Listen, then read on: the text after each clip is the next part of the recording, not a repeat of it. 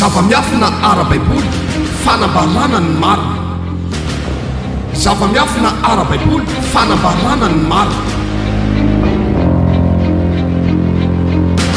Fandarana manokana izay aranao eto amin'ny radio feon'ny lanitra 7:2 sy ny radio fifoazam-pana 2:1 ny alatsinainy ka hatramin'ny zoma manomboka amin'ny fitora alina izay anasana antsika rehetra tsy hakanavaka fa ho maro ny zavatra fantatsika mahakasika ny baiboly sy ny fahamarinana.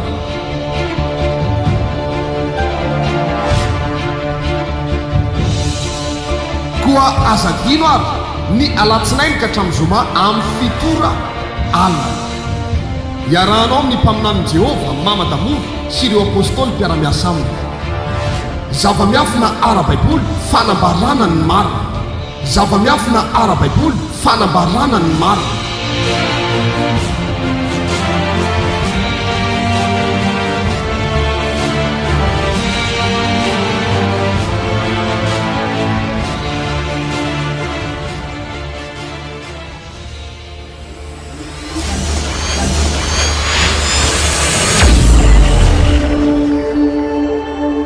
Zavatra telo no jerevantsika androany fa ho jerevantsika amin'ny tenin'Andriamanitra any amin'ny Korintianina amakisika azy voalohany. Korintianina voalohany no jerevantsika. Mila somary kingakinga ihany ianao ao anatin'izay. Izay tsy manana baiboly moa zany dia afaka mihaino tsara izay lazaiko. Korintianina voalohany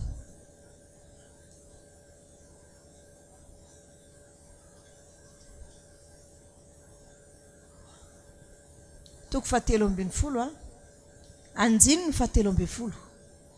Korintianina voalohany toko 7:10 manomboka amin'ny anjininy 7:10. Averiko ihany Korintianina voalohany toko 7:10 manomboka amin'ny anjininy 7:10 dia toy izao ny vaky ny teny amin'ny Jesosy Kristy Tompo.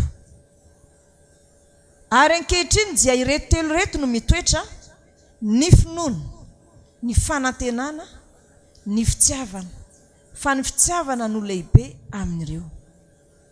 Amen.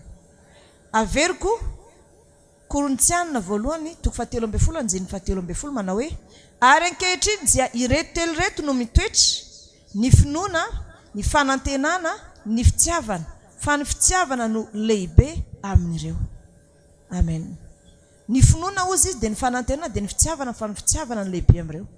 Andao ary ho jerena ny finoana. Ijery ny finoana isika dia ao amin'ny filazany sara ihany no jerevasika azy any amin'ny voalohany ihany dia any amin'ny epistily izay soratan'i Matthieu zany.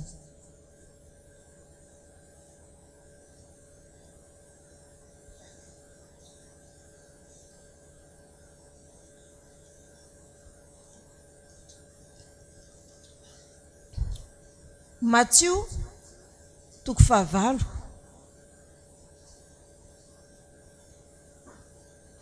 manomboka amin'ny anjininy 5.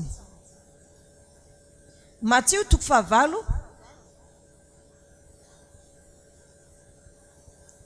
manomboka amin'ny anjininy 5. Matthieu toko 9 manomboka amin'ny anjininy 5. Toy izao ny vaky ny teny amin'ny anaran'i Jesosy Tompo.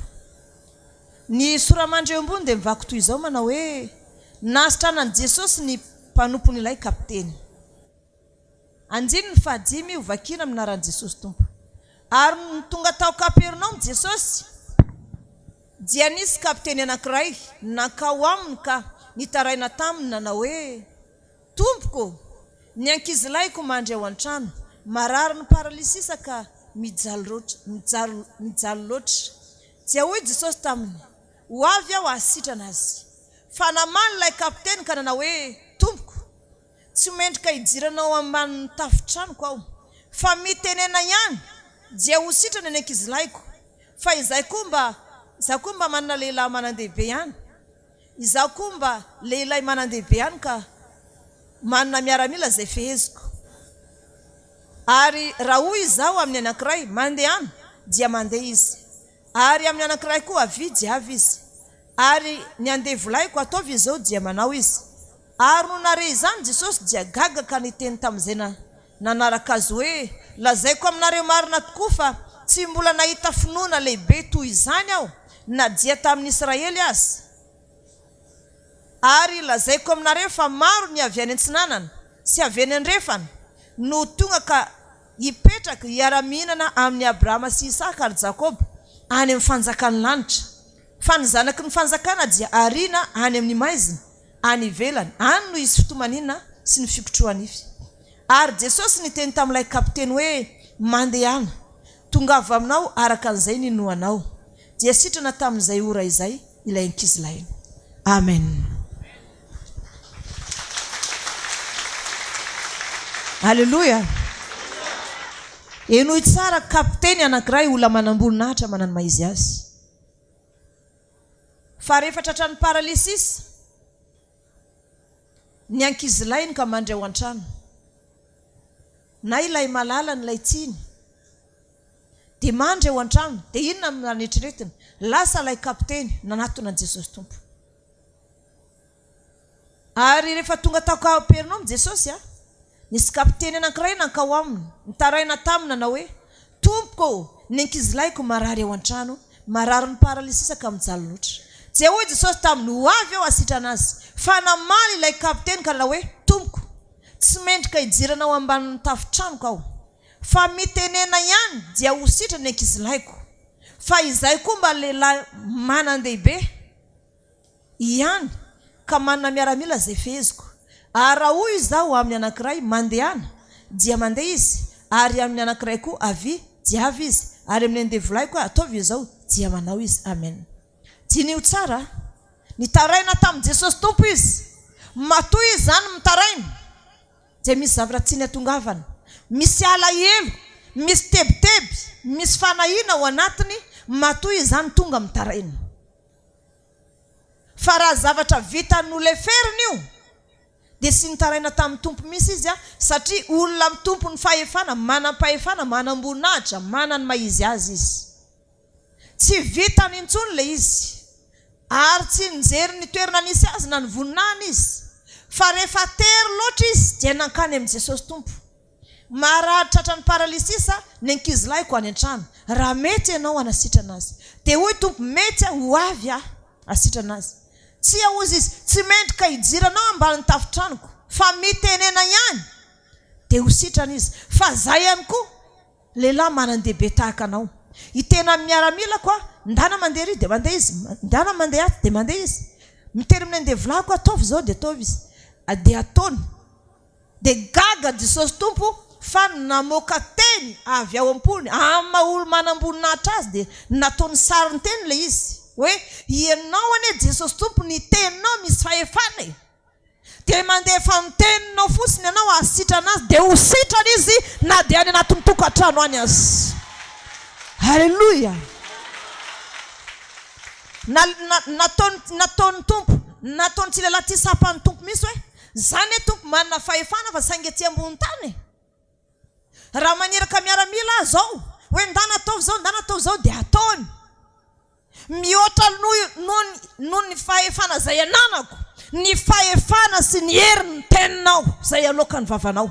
Ka raha ilaza misy ianao androany hoe sitrana amin'ny aretin'ny lankizilahiko dia ho sitrana izy satria tsy misy zavatra izay mahavoasakana ny teninao zay misy fahefana mihitsy. Haleluya. Iza no afaka ino fa ny teny zay ampianarina eto dia anankera eo amin'ny fiainany, ary anova tanteraka ny fiainany rehetra, ary sy vitan'izay ihany fa izy fahefana anapatapaka an'ireo karazana fampiana rehetra, anapatapaka an'ireo karazana sakasakana rehetra, ary anokatra ilay varavana hidy vy dia omen'Andriamanitra anao ny rakitra ao amaiziny. Haleluya. Haleluya. Asio tehaka raha resy lahatra amin'izany anao, ho an'i Jesosy tompo izany tehaka izany. Amen. Manan-kaja sady manam-boninahitra ilay kapiteny, dia tao anatin'izay izy namoaka ny teniny tao amin'ny tompo, tsy mendrika hijiranao ambany tafotrano koa, fa mitenena ihany dia ho sitrana izy. Dikan'izany tsy mety tompo raha ianao any an-tokantranoko, tsy mendrika hijiranao ny anatin'ny tokantrano koa, fa mitenena ihany fa zay ihany koa mba miaramila manan-dehibe. rehefa miteny izy ataovy zao dia ataovy zao dia atao. Dikan'izany manana fahefany tsy lela kapiteny ity, manana miaramila feheziny izy ama-kapiteny azy, ary rehefa miteny izy dia toy izay lazainy, tanterahany miaramila zay lazaina. Fa mihoatra lavitra noho izany, mihoatra lavitra noho ny fahefana etsy ambony tany, ny heverany ty kapiteny ity, ny teny izay aloka ny vavany Jesosy Kristy Tompo. Halleluja. Mihoatra lavitra n'izany no heverany, ny teny izay aloka ny vavany Jesosy Tompo. Hoe sy mendrika hijerona ambany tafitrano koa, fa mitenena ihany Tompo, dia ho sitrana ilay zanako any an-trano. Mitenena ihany dia hivany olako rehetra, mitenena ihany dia ho tahina, satria manana fahefana ny tenin Jesosy, feno fahefana ny tenin Jesosy Kristy. Halleluja. Ianao ve mba mino an'izany hoe afaka hanovany tantara am-piainanao ny tenin Jesosy Tompo androany, afaka hiasa amin'ny fiainanao, satria na dia efa ny tenin izy asitrana azy. Ny tenin Jesosy Tompo dia hainao an'izay mahazo azy, ary fahasalamana ho an'ny nofo rehetra. Ny olona rehetra izay mitoetra eto, raha manana finoana ianao, satria reto telo reto no mitoetra, dia ny finoana, fanantenana ary fitiavana. Fa ny fitiavana no lehibe indrindra. Izay rehetra mitoetra eto moa manam-pinoana va ianao, fa Jesosy mampiteny ny mpanampiny, ka inona olana totokantranao, na olana entona eto, na marary ianao na manahoana, sarovy. Fa lehibe lavitra noho ny fahefana ety ambony tany, ny fahefana ny tenin Jesosy ry havana. Halleluja. Halleluja. Ataovy tehaka mafy ho an'i Jesosy Tompo. Gaga Jesosy ka nilaza hoe tsy mbola nahita finoana lehibe tahaka an'izao teto amin'ny tanin'Israely, tsy mbola nahita finoana lehibe tahaka an'izao. Misy izy mihoatra lavitra ny fahefany miaramila, mihoatra lavitra ny fahefany mpanjaka na filoham-pirenena, mihoatra lavitra n'izany. Nampahafantarin'ilay miaramila mpanajana teo amin'ny Jesosy mihitsy. Tsy mendrika hijerena ambany tafitrano koa, fa mitenena fotsiny dia ho sitrana ny ankizilahiko. Fa zay ihany koa miaramila kapiteny manan-dehibe, zay teneniny na miteny aza za miaramila koa ataovy ry dia ataony, any manaova an'izao mandehana ry dia lasa izy, ary manandevolahy koa hoe ataovy ty dia ataony. Mihoatra an'izany tompony teninao. Raha hiteny mihitsy ianao eto androany hoe ho sitrana ny ankizilahiko, dia mino aho fa ho sitrana izy. Fa lehibe noho ny fahefana nanany, ny fahefany hery ny tenin Jesosy Kristy Tompo ry havana. Aoka ianao sy mpihaino fosiny tonga eto androany, fa raiso ny tenin'Andriamanitra. Ho sabatra ny fanahinao zany, entinao miady amin'izay rehetra lehanao, ninona ady atrehanao, ny tenin'Andriamanitra androany anafaka ny ala elo, anafaka ny natrapo, anasitranao tanteraka, anafaka ny trosa, anafaka ny sivosiny, anafaka ny karazana fandafiana rehetrarehetra. Androany Jesosy dia manadio an'ity fiangonana ity. Misy olona tsy niakatra any an-danitra, misy olona tsy notahiny, misy olona tsy no lasa lavitra eto amin'ity toerana ity.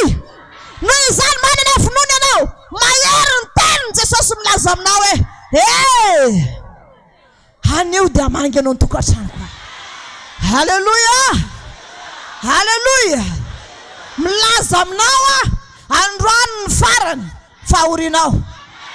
Vita androany ny adinao rehetra, vita androany ny adinao rehetra. Aoka ianao ametraka tsara, fa lehibe noho ny fahefana zay nanany kapiteny, ny fahefana ny tenin Jesosy.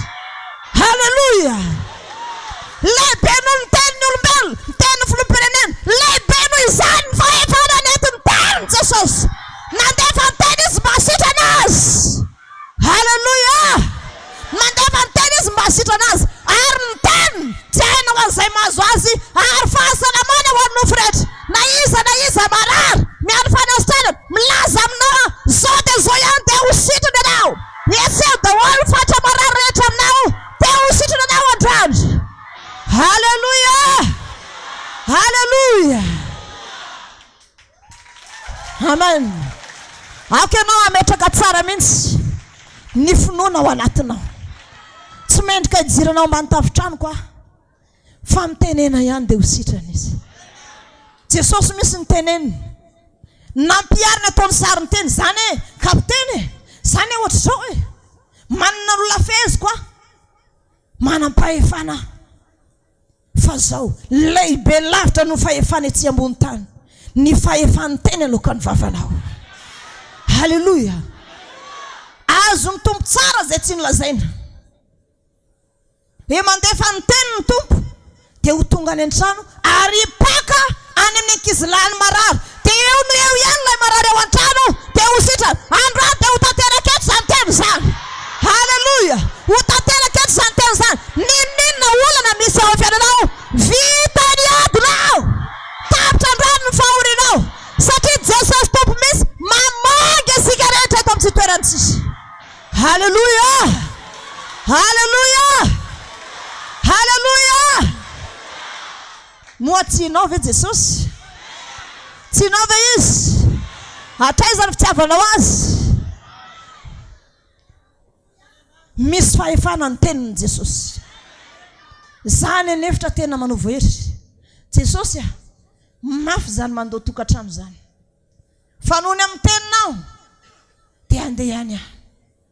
Noho ny amin'ny teninao satria misy fahefana ny teniny. Misy fahefana satria ny tenin'ny tompo dia afaka mibatana ao an-trano dia mametraka ana anaty fiara dia lasa. Misy fahefana ny teniny. Androany ianao ako ho tsapanao fa misy fahefana ny tenin'i Jesosy. Fahefana mihoatra ny fahefana miaramila. Fahefana mihoatra ny an'ny filoham-pirenena. Fahefana mihoatra ny an'ny mpanjaka. Fahefana mihoatra ny zao rehetrarehetra zao.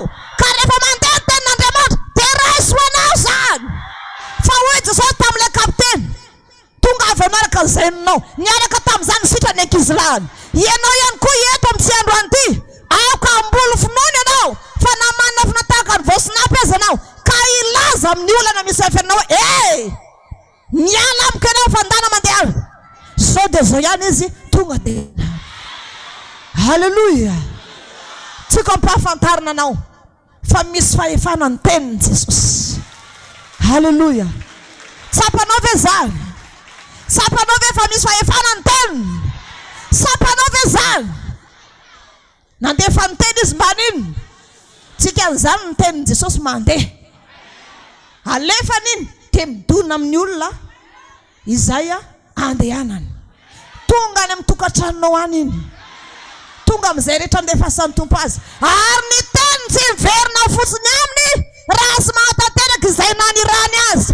Aoka ianao ahalala fa Jesosy tompo afaka mandefa ny teniny ho tonga aminao, ho tonga any amin'ny tokantranonao. Tsy afaka hivily lalina zany satria voabaiko. Mihoatra lavitra hibekon'ilay miaramila kapiteny an'ilay miaramila voabaiko. Ohatra Cornelius zao ny teny mandehana mankany zoponareo. Misy toerana ambony ranomasina amin'ny tranon'ny Simona mpandokoditra misy lehilahy sonoe Petera. Lasa izy naneraka miaramila sy diso adresy misy ny miaramila izay ny rahany Cornelius kapiteny italiana. Mihoatra lavitra noho izany ny tenin'i Jesosy tompo. Nandefa ny teniny izy mba hasitra anazy. Zany hoe fomba ny tompo misy miteny ny teny dia misy hery. Nandefa ny teny izy mba hasitra anazy. Ka raha alefa aminao ny teny tokony ho sitranao zao. Ny finoanao no hasitrana anao. Amen. Mandefa ny teny izy raha milaza ihany koa ny tompo. Mandefa ny teny ho any anaty ny tokantranonao any. Any hasitrana ny marary. Tsy mivily iny fa tonga dia any anaty ny tokantranonao any iny. Ary tsy miverina aminy foana iny teny iny raha sy mahatanteraka izay rehetra nanirany azy. Haleluya. Haleluya. Raha masapa an'izany. Zany tena herin'ny apôstôly fahiny ny tenin'i Jesosy. Sy nianatra zany izy fa ny tenina aloka ny vavan'i Jesosy dia iny. Satria nandefa ny teny izy hasitra anazy. Ary ny tenin'Andriamanitra aina ho an'izay mahazo azy. Fahasalamana ho an'ny nofo rehetra. Ary ny teny nandefa ny teny izy hasitra anazy ary tsy afaka hiverina aminy foana zany teny zany. Raha sy mahatanteraka an'izay nandrany azy. Noho izany mihoatra lavitra ny andefasan'ilay kapiteny ny mpanompony hoe mandehanareo mandeha ry mandehana nareo mandeha atsy. Sao ndray ny anirana anareo dia lasa sy diso adresy iny. Mihoatra lavitra n'izany fahefana zany. Ny anirany Jesosy ny teniny ho tonga amin'ny olona anankiray. Ary ny teny iny dia mahamoa iny. Ary mahavokatra zavatra tsara iny. Ary dia ho taza mampianatra androany fa Jesosy dia mampianatra n'izany finoana zany ataiza ny finoanao mila miakatra ny finoanao androany fa ny tenin'Andriamanitra misy hery manova fiainana ry havana halleluja ao tsara ve sika ndondray ary jerindray sika mbola eo Matthieu eo ihany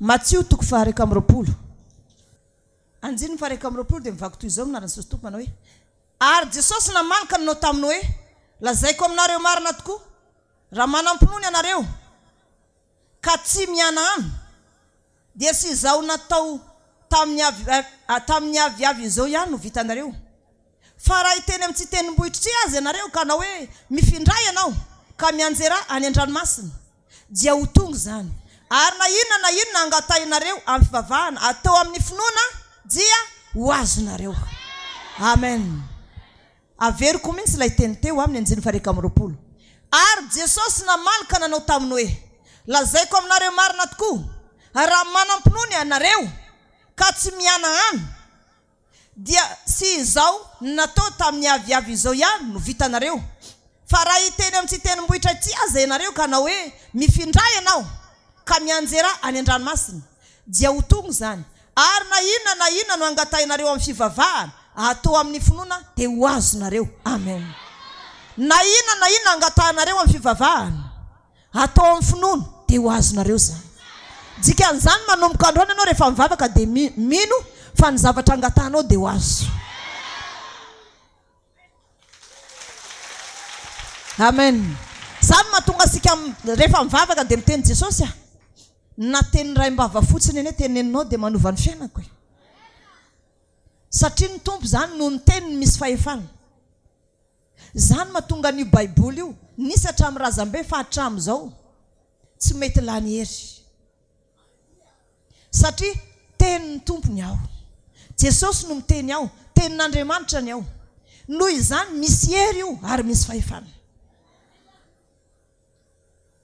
ndray andro Jesosy tompo naniraka 70 lahy nandeha sy roa rehefa nandefa izy dana ozy izy diovy ny boka sy trano ny marary rehefa nandefa izy dia ny zavatra nisy dia niverina avy tany zareo falifaly be tompo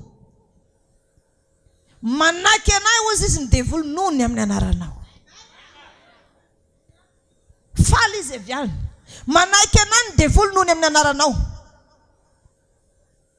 dia ozy ny tompo aza mifaly raha manaky anareo satana fa mifaly kosa fa voasoratra any an-danitra ny naranareo halleluja halleluja ny anaran'i Jesosy tompo miteny aloka ny vavany androany anatin'ny vavaketo androany misy olona itenenany tompo mivantana mihitsy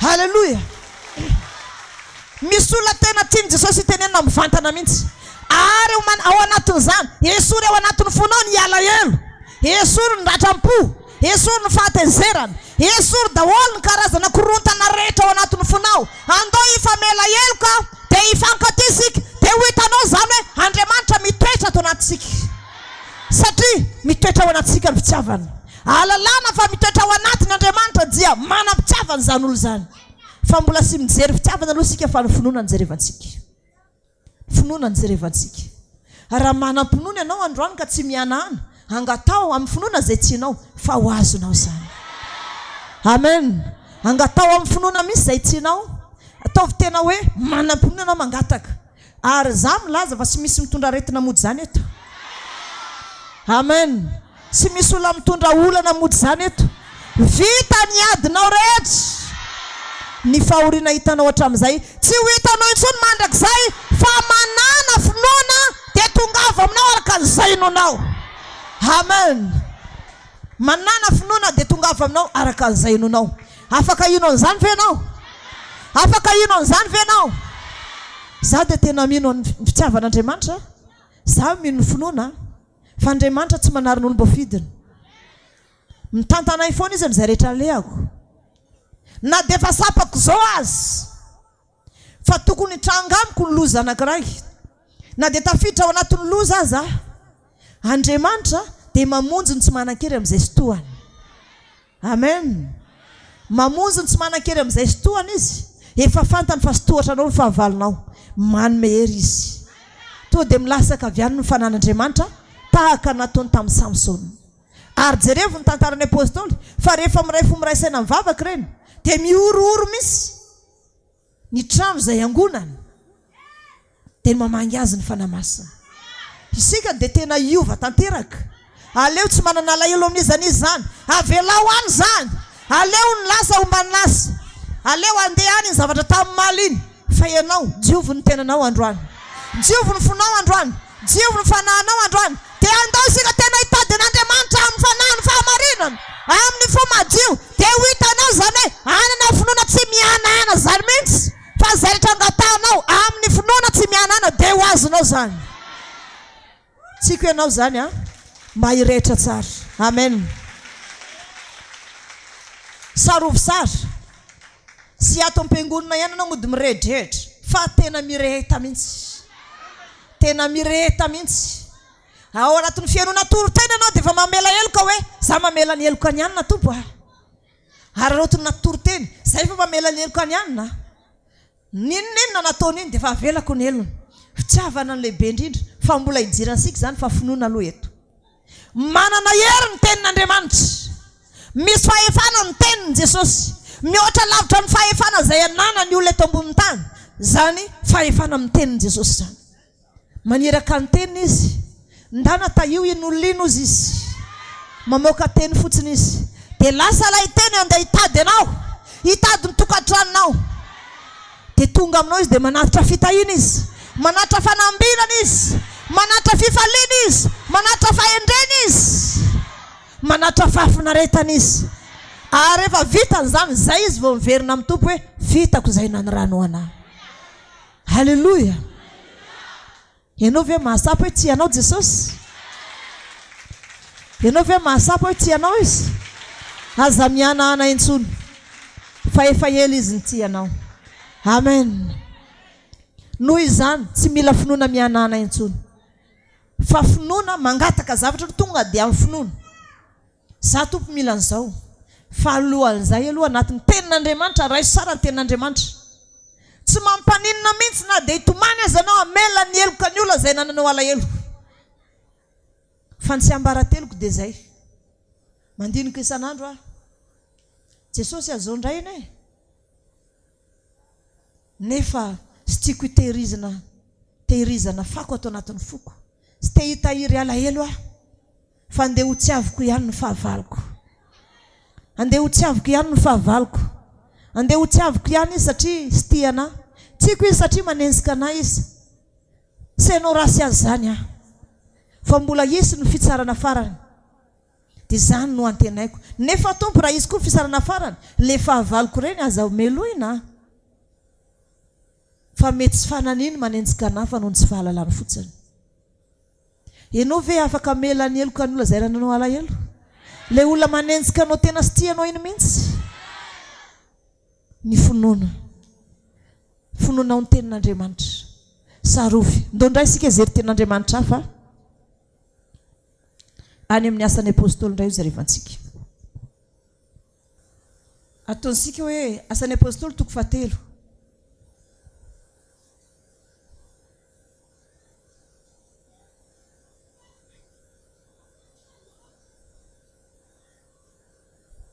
anjiny ny fahenambe folo dia mivaky toy izao asan'ny apôstôly toko 7 ny anjiny fahenambe folo naran'i Jesosy tompo ary ny anarany no nampatanjaka io lehilahy hitanareo sy fantatrareo io noho ny finoana ny anarany eny ny finoana izay azo amin'ny alalany na azahoana izao fanasitrana tsara itomasonareo rehetra izao amen dia hovakiko manomboka amin'ny anjininy voalohany ny nasitrana ny Petera ilay lehilahy malemy tongotra sy ny toro-teny nataony tamin'ny olona ary Petera sy Jona niakatra eo ankianjany tempolry tamin'ny ora 7 fitaom-pivavahana ary nisy nitondra lehilahy malemy tongotra hatrany ankibon-dreniny izay napetra ny isan'andro teo anoloany vavadin'ny tempoly ilay atao hoe hitsara endrika mangataka fiantrana amin'izay niditra teo ankianjany tempoly ary no nahitany Petera sy Jona efa hiditra eo ankianjany tempoly izy dia nangataka mba omena fiantrana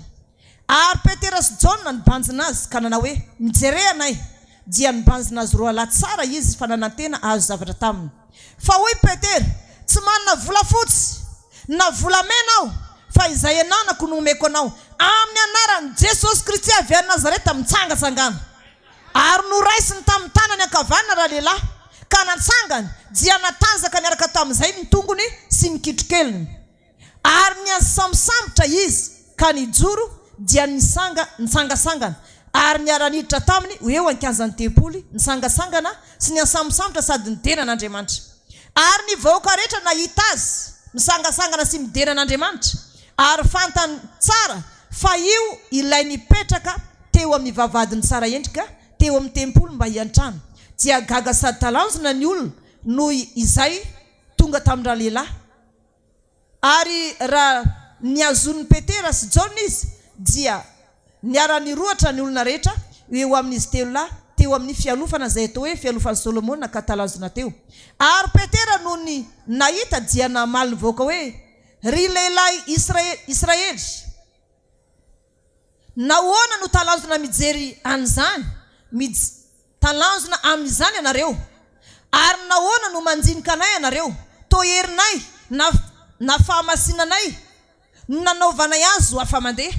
Andriamanitry Abrahama sy Isaka ary Jakoba Andriamanitry ny razantsika nanome voninahitra ny Jesosy mpanompony izay natolotrareo sy nolavonareo teo anatrehan'ny Pilato rehefa nokasaina alefa.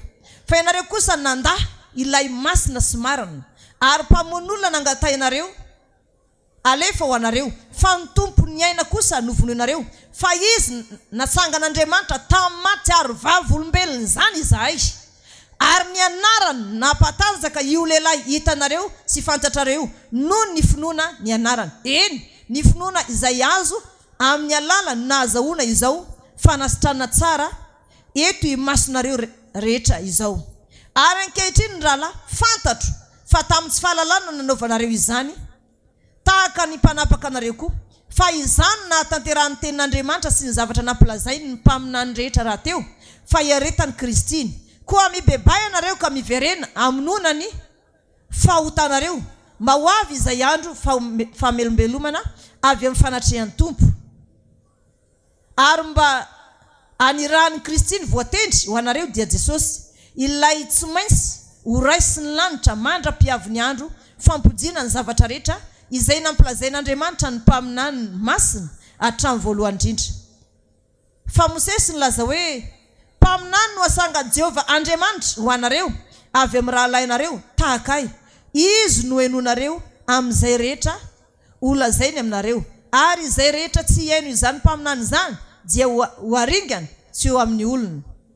Ary ny mpaminany rehetra koa hatramin'ny Samuel sy izay manarakaraka na iza dia niteny dia nanambara izao andro zao. Ianareo ny zanaky ny mpaminany sy ny fanekena ataon'Andriamanitra tamin'ny razanareo raha hoy izy tamin'ny Abrahama. Ary amin'ny taranakao no hitahina ny firenena rehetra ambony tany. Andriamanitra rehefa nanangana ny mpanompony dia naniraka azy ho aminareo voalohany mitahy ianareo amin'ny fialanareo rehetra amin'ny faharasiana isam-batan'olona. Amen. Alleluia.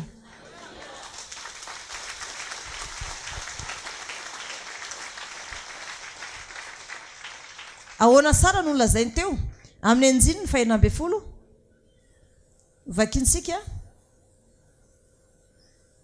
Ary ny anarany nampatanjaka io lehilahy hitanareo sy fantatrareo noho ny finoana ny anarany. Eny, ny finoana izay azo amin'ny alalany no nahazahoana izao fanasitranana tsara eto masonareo rehetra zao. Amen. Inona moa zany ny olana ny tsy lehilahy mipetraka eo am-bavadiny sara endrika ity? Malemy izy nandrany 4 taona izy zany teo. 70 taona io lehilahy io, tsy mbola nisangana hatrany ankivondreny. Dia isaky ny tonga amin'ny fotoam-bavaka ohatr'izao dia atao eo am-bavadiny sara endrika izy mba angataka. Ny apôstôla ny fananam-pinoana, ny tompo efa sy teo intsony tahaka ny amintsika zao. Fa inona no velomany? Ny finoana. Ny oloko marina, ny olona marina dia velona amin'ny finoana. ny olona rehetra zay miditra eo mivavadiny tempoly dia angatany tsy lehilahy tsy fiantrana dia manome. Fa rehefa tonga teo John sy Petera dia nangataka izy mba home moa e, ngataka fiantrana. Dia hoy Petera, jerena ahy dia nibanjina azy tsara raha lehilahy satria nanantena azo fiantrana avy any aminy. Rehefa nibanjina azy raha lehilahy dia niraisiny tamin'ny tanany, niraisiny Petera tamin'ny tanany izy John. Dia nilaza izy manao hoe zasy manana volafotsy na volamena omeko anao, fa izay ananako omeko anao amin'ny anarany Jesosy Kristy avy a Nazareta tsangatsangana. Niaraka tamin'izany tonga dia nisangana raha lehilahy ary tonga dia niasamosavotra izy nideran'Andriamanitra. Gaga daholo ny olona rehetra fa manahoana azy. Ny olona manana finoana amin'ny Jesosy, ny olona tena manana finoana amin'ny Jesosy dia tsy zavatra kely zany mihitsy no asehony Jesosy azy. Ary Andriamanitra matetika eo masony olona mihitsy izy, manampy anao, manandratra anao, dia any amin'ny fototra n'ilay olana mihitsy any tonga dia tapahan'ilay loharano. Nalemy io lehilahy io tsy afaka nandeha, petraka fotsiny izy eo mbavadiny sara endrika, fa ny zavatra nisy nalemy izy, tsy vola sy arena akory nomeny.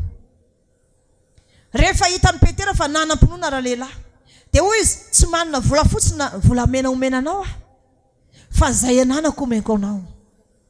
Amin'ny anaran'i Jesosy Kristy avy a Nazareta mitsangasangana tonga dia nisamosamotra be izy. Gaga daholo ny olona rehetra, mosy io valy eo teo ambavadiny sara endrika, vao teo io nangataka tamiko dia nomeko. Tsy izy ve io? Ye ozy izy Petera, izy misy io. Fa ilay Jesosy Kristy masin'Andriamanitra zay nisy hoe zanak'Andriamanitra na Kristy vaositra ilay nomponareta amin'ny azo fijaliana iny nitsangana tamin'ny maty dia ny anarany nananganantsy lehilahy ty tamin'ny malemy. Iza ny tehitany voninatr'Andriamanitra eto amin'ny tsy androany ity? Iza ny tehitany voninatr'Andriamanitra? Zay ihany koa milaza aminao, tsy manana vola fotsiny na volamena omenanao ah, fa zay ananako omeko anao amin'ny anaran'i Jesosy Kristy avy a Nazareta. Misangana daholo ny ara-pana rehetra, misangana daholo zay matimaty rehetra eo amin'ny fiainanao ary ho ambin'Andriamanitra ny ianao amin'izay rehetra lena rehetra. Amen, halleluja. Manana fitiavan'Andriamanitra. Aoka ianao tena hijoro tsara amin'ny tenin'Andriamanitra, aoka ianao tena hijoro tsara amin'ny tenin'Andriamanitra. Tsy manana vola fotsy na volamena izy. Aiza moa nanana apôstôly volamena sy vola fotsy zany? Fa inona ny nanany? Jesosy ny ao anatiny. Zany no nizarainy. Dia ny finoana nentiny nasitrana. Moa ny anana va izy?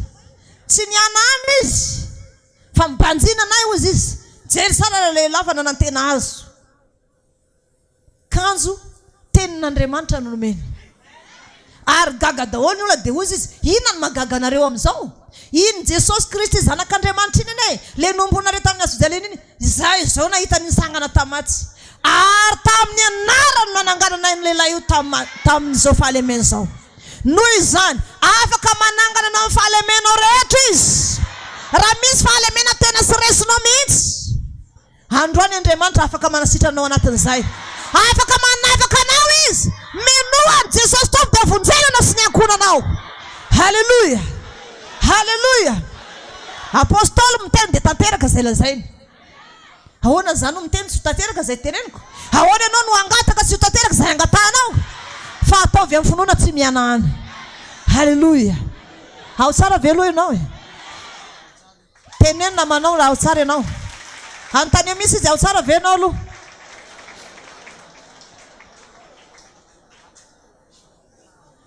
Misy hery ny tenin'Andriamanitra. Efa nodiniko io. Ary isaky ny tena hoe babo ny foko, babo na fitiavana. Dia iraiko foana ilay tsy nifanahiko iny a. Dia hoe niasambarako raha eo ianao. Ohatra ny hitako ny tompo sy ny mpianatra amin'ny resaka ohatr'izao. Dia milaza misy ny mpianatra hoe tompo, niasambarako raha eo ianao manome fitiavana. Tena afatahotra misy ny foko satria tsy ahy ianao. Ohatra ny tantara tena mandona fo niarahany tompo tamin'ny mpianany. Dia ohatra ny hitako zareo miraniny ireny hoe niasambarako tompo raha eo ianao a, manome fitiavana. Haleluya. Afatahotra misy ny foko satria tsy hay anao. Sady mifantoka amin'ny fitiavanao ny tompo ihany ianao mamela heloka tsikelikely ao anatin'ny fonao manadio fo. Matthieu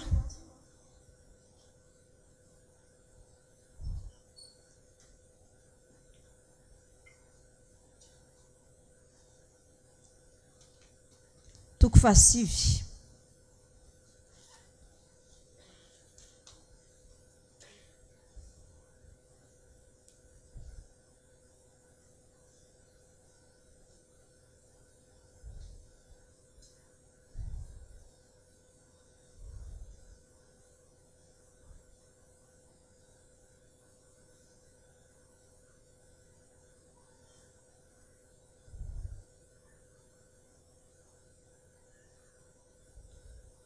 Matthieu toko fasivy amin'ny anjininy 7:20.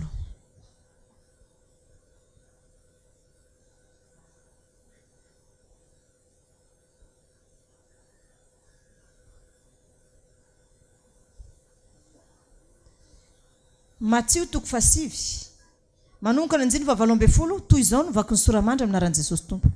Nanasitrana Jesosy ilay vehivavy marary 12 taona sy nanangana ny zanaka vaviny Jairo tamin'ny maty.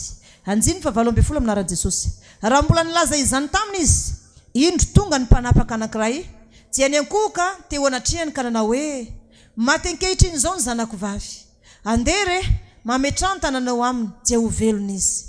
Dia nisangana nanaraka azy Jesosy mba mpianana. Ary indro nisy vehivavy anankiray izay efa narary 12 taona nankehivony nanendry ny somotra viavin-dambany. Fa hoy izy anankampo, na dia ny lambany ihany aza no voatendriko dia ho sitranao. Ary Jesosy nihodina ka nahita azy dia nanao hoe matokiry zanako vavy, fa ny finoanao no efa nahasitrana anao. Dia sitrana ilay vehivavy tamin'izany ora izay. Ary Jesosy no niditra tao antranon'ilay mpanapaka ka nahita mpisoka sodina sy nivoaka mitabataba dia nanao hoe mivoa fa tsy maty razavavy fa matory. Dia nome azy fatratra ny olona. Ary no nefa navoaka ny olona dia niditra Jesosy ka nandray ny tanan'ny razavavy dia nisangana izy. Ary nilaza n'izany dia ny ely tamin'izany tany rehetra izany. Amen. Eto zao dia misy ambaran'ny Baiboly mihitsy fa olona maty zanak' Jairo mpanapaka sinagoga. Maty ny zanany vavy 12 taona vavy tokana io. Fa inona ny ataony tsy lehilahy ty? Tsy misy vahaolana. Isika ho zany mbola olombelona eto ambony tany tsy ahita vahaolana zany raha tsy ao amin'Andriamanitra, raha tsy ao amin'i Jesosy irery ihany. Itsy lehilahy tsy rehefa maty ny zanany dia nankany amin'ny tompo izy, maty voazao ny zanako vavy, andao ra ianao andehany aminay ametra tanana aminy dia ho velona izy. Nanana finoana lehilahy io sa tsy nanana finoana? Nanana finoana izy hoe ao amin'ny zanak'Andriamanitra eo ane ka misy hery tsy hay tohaina mihitsy, fa na ny teniny fosiny aza dia misy hery.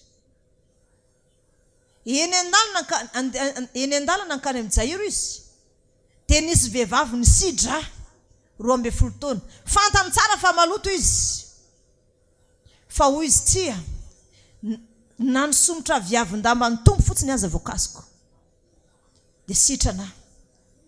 Dia lasa izy be dia be ny olona nanaraka an' Jesosy fa nisisika ity vehivavy ity. Vehivavy nisidra 12 taona. Sisa nikasika ny tompo izy satria maloto izy, fa nisomotra viavin-dambany ihany nikasihany kely. Mino izy fa tsy ny tena ny tompo ihany, fa na ny akanjo anaovany ihany koa aza dia misy hery zany ary afaka ho kasiny. Izay tena hitondra fanasitranana mihitsy ho an'izay mino. Nisidra 12 taona.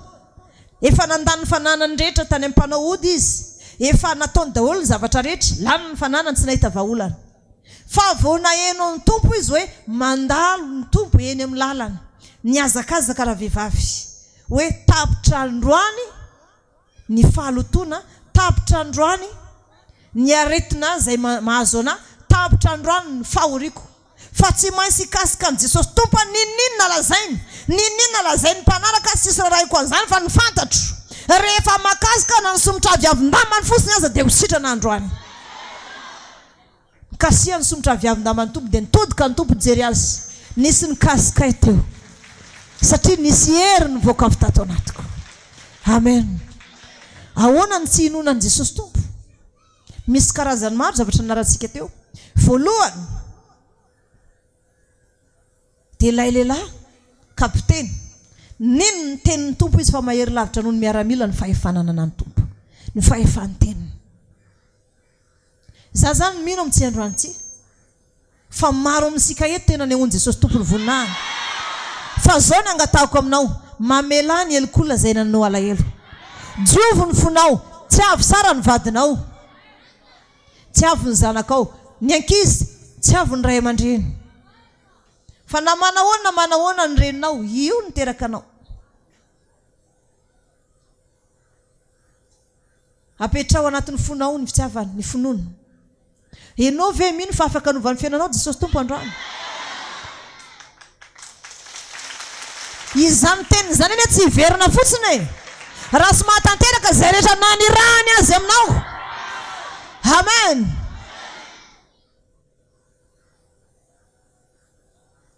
Serevantsika indray.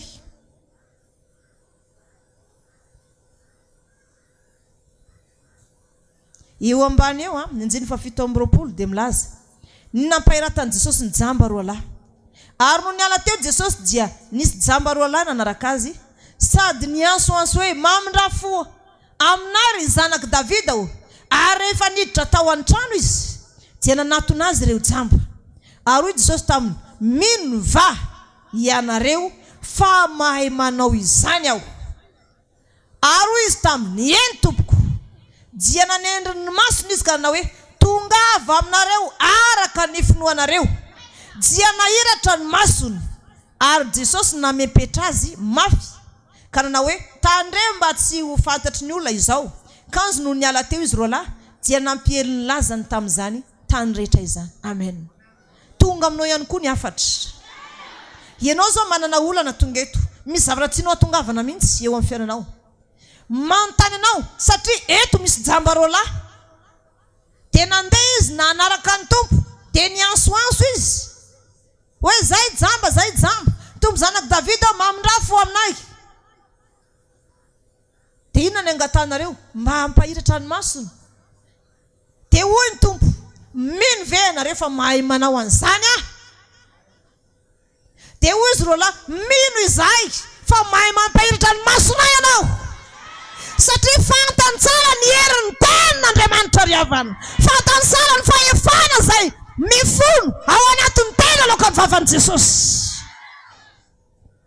Nanontany ny Tompo tsara izy, mino ve ianareo fa mahay manao an'izany ah? Mahay mampahiratra an'izany jamba zany. Dia hoana navalon'izy roa lahy, mino izahay fa hainao zany. Ry havana, olona jambany ano ny teny an'izany e. Ianao mahiratra mavaky Baiboly, ahoana ny tsinonao fa anio ihany dia iova ny tontolom-piainanao rehetra. Ny olona jamba sy mahita aza mino izy fa hainy Jesosy manova ny fiainana. Ianao mahiratra tsara, mahay mamaky Baiboly, manana sofina mandre, afaka mino ve ianao fa hainy Jesosy manova ny fiainanao manomboka amin'ny tsy androany ty. Isany mino an'izany fa tanteraka eto izany androany. Isany mino an'izany fa tanteraka eto izany. Maniry no ampiasain'Andriamanitra anao. Ianao ve mino fa hainy Jesosy mampiasa anao? Ianao ve mino fa hainy Jesosy manasitra ny aretinao? Ianao ve mino hainy Jesosy ny mitanao? Ianao ve mino hainy mandamina ny tokantranonao? Ianao ve mino fa hainy mandamina ny asanao? Ampahita fitianao izy. Mino an'izany ve ianao? Tongava aminao araka an'izay inonao. Halleluja. Halleluja. Olona jamba teto noho nino nefa izy jamba. Nanaraka amin'i Jesosy izy jamba roa lahy, tsy mahita ninina fa maizina ny masony. fa voeniny fa Jesosy zany mandalo zany ny ansoanso izy. Jesosy zanak Davida mamindra fo aminay. Efa niditra ao an-trano zao Jesosy mbola narahany.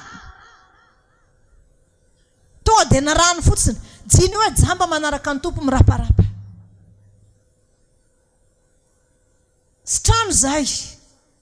Jamba izy amin'io tena anontaniany tompo tsara. Ianareo jamba roalahy reto, mino ve ianareo fa mahay an'izany aho? Dia hoy izy roalahy, mino izahay fa hainao ny mampahiratra ny masonay. Riavana! Nanontaniany tompo izy, mino ve ianao amin'izao fotoana izao nanontaniany Jesosy? Mino ve ianao fa androany dia hosorona ianao, dia ho lazam-panompon'Andriamanitra, ho ampiasain'Andriamanitra, ho tonga aminao izay rehetra ireny fonao. Izy mino an'izany, tanteraka eto izany androany. Mino ve ianao fa Jesosy mahay mampiasa anao? Mino ve ianao fa Jesosy anomeranao fanamana sitrana? Hitahinao izy, ampahitafitianao izy, anao aminao fahagagana izy. Mino fa fiainan'olona rehetra izay tonga eto androany. Tena isy olona ampiasain'Andriamanitra eto, isy fiainana iva be dia be eto, isy olona ampiasain'Andriamanitra, ho lasa lavitra, ahitafity amin'izay rehetra lehanao eny ianao. Ampy ny fahorianao zay, raha mino anao fahain Jesosy zany. Amen. Tanteraka eto zany androany. Isy olona be dia be tahin'Andriamanitra, isy olona be dia be ampiasain'Andriamanitra. Manomboka androany dia ho tanteraka zany. Halleluja! Halleluja! Halleluja! Ilaina ny finoana nanao. Aza manaiky resiny jamba roalahy. Teony eo ihany izy dia nahiratra. Tonga avy aminao, nisapain'ny tompo toetra mihitsy. Ianareo ve mino fa mahay an'izany a? Mampahiratra ny jamba zany, hoy izy tamin'ny tompo. Nisapany finoany, tonga avy aminao araka an'izay nonao azy. Dia inona ny zavatra anisy? Niala tamin'ny maso ny sahala mikirany hazan-drano, nahiratra izy. Mikipo ny maso ny sokatra avy any tonga dia nahiratra. Fifaliana sy misy oatra zany. Androany ny tompo misapany finoanao. Ianao ve mino fa mahay manasitrana anao izy, mahay mitahy anao izy, mahay manafaka trosanao izy, mahay manomena fandasitranana, mahay mampiasa anao izy, mahay manome ny zavatra rehetra anao. Inonao ve zany? Tonga avy aminao araka an'izay inonao. Halleluja! Halleluja! Tonga avy aminao araka an'izay inonao zany. Sala zay koa misy olona tena ampiasain'Andriamanitra eto, misy olona andray ery eto, tenena Jesosy mivatana mihitsy. Halleluja! Inonao ve zany? Moa ny finoanao va mihoatra ny jamba roalahy. Lazany tompo hoe ianao ve mino fa mahay an'izany aho? Ahoana ny navaly? Mino aho fa ianao mampahiratra anahy. Dia hoy ny tompo sy nila fametrany tanany, fa noteneniny fotsiny, tonga avy aminao araka an'izay inonao. Nizana ny finoany, kipy izy tonga dia nahiratra ny masony. Kory sara zay ka, zay fa mino. Mino izy dia nanino? Sokatra ny masony. Halleluja! Ary anao amin'ity androany ity, inona ny zavatra inonao? Mino ve ianao fa mahay manovatra aminao Jesosy? Mino an'izany ve ianao? Tena mino ve ianao? Halleluja! Mino an'izany ve ianao? Tonga avy aminao araka an'izay inonao. Tonga avy aminao araka an'izay inonao. Tonga avy aminao araka an'izay inonao. Tonga avy aminao araka an'izay inonao. Any amin'ny maretrany, tonga avy aminao araka an'izay inonao. Halleluja! Halleluja! Sana besika. Sapanao vavela ny fananao. Ny tompo tonga dia misapa izay inonao fotsiny. Manao ahoana ny finoanao? Za aloha tena mino mihitsy fa isy zavatra lehibe tao ny tompo amin'ny fiainako. Amen. Sisy manaiky resiny jamba zany eto. Halleluja. Sisy manaiky resiny jamba zany eto. Na manao ahoana tsy misy resiny jamba zany eto. Ao amin'i Jesosy ny arena. Mbola vao mianga. Mbola vao mianga izy zao. Raha avion zany dia efa nomboka miala tany izy zao. Anidiny izy io manao an'io. Entiny finao maniditsidina ianao androany, sisy zavatra tsy azonao avy amin'Andriamanitra zany. Amen. Ao amin'ny Matthieu ihany 5:12.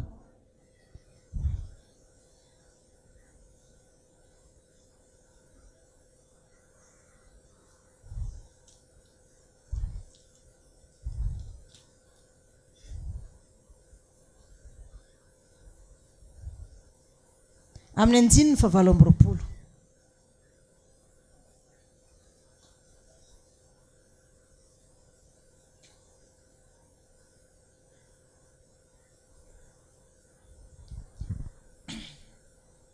Vakinsika amin'ny anjininy fa reka amroapolo Matthieu toko fa 5 anjiny fa reka amroapolo.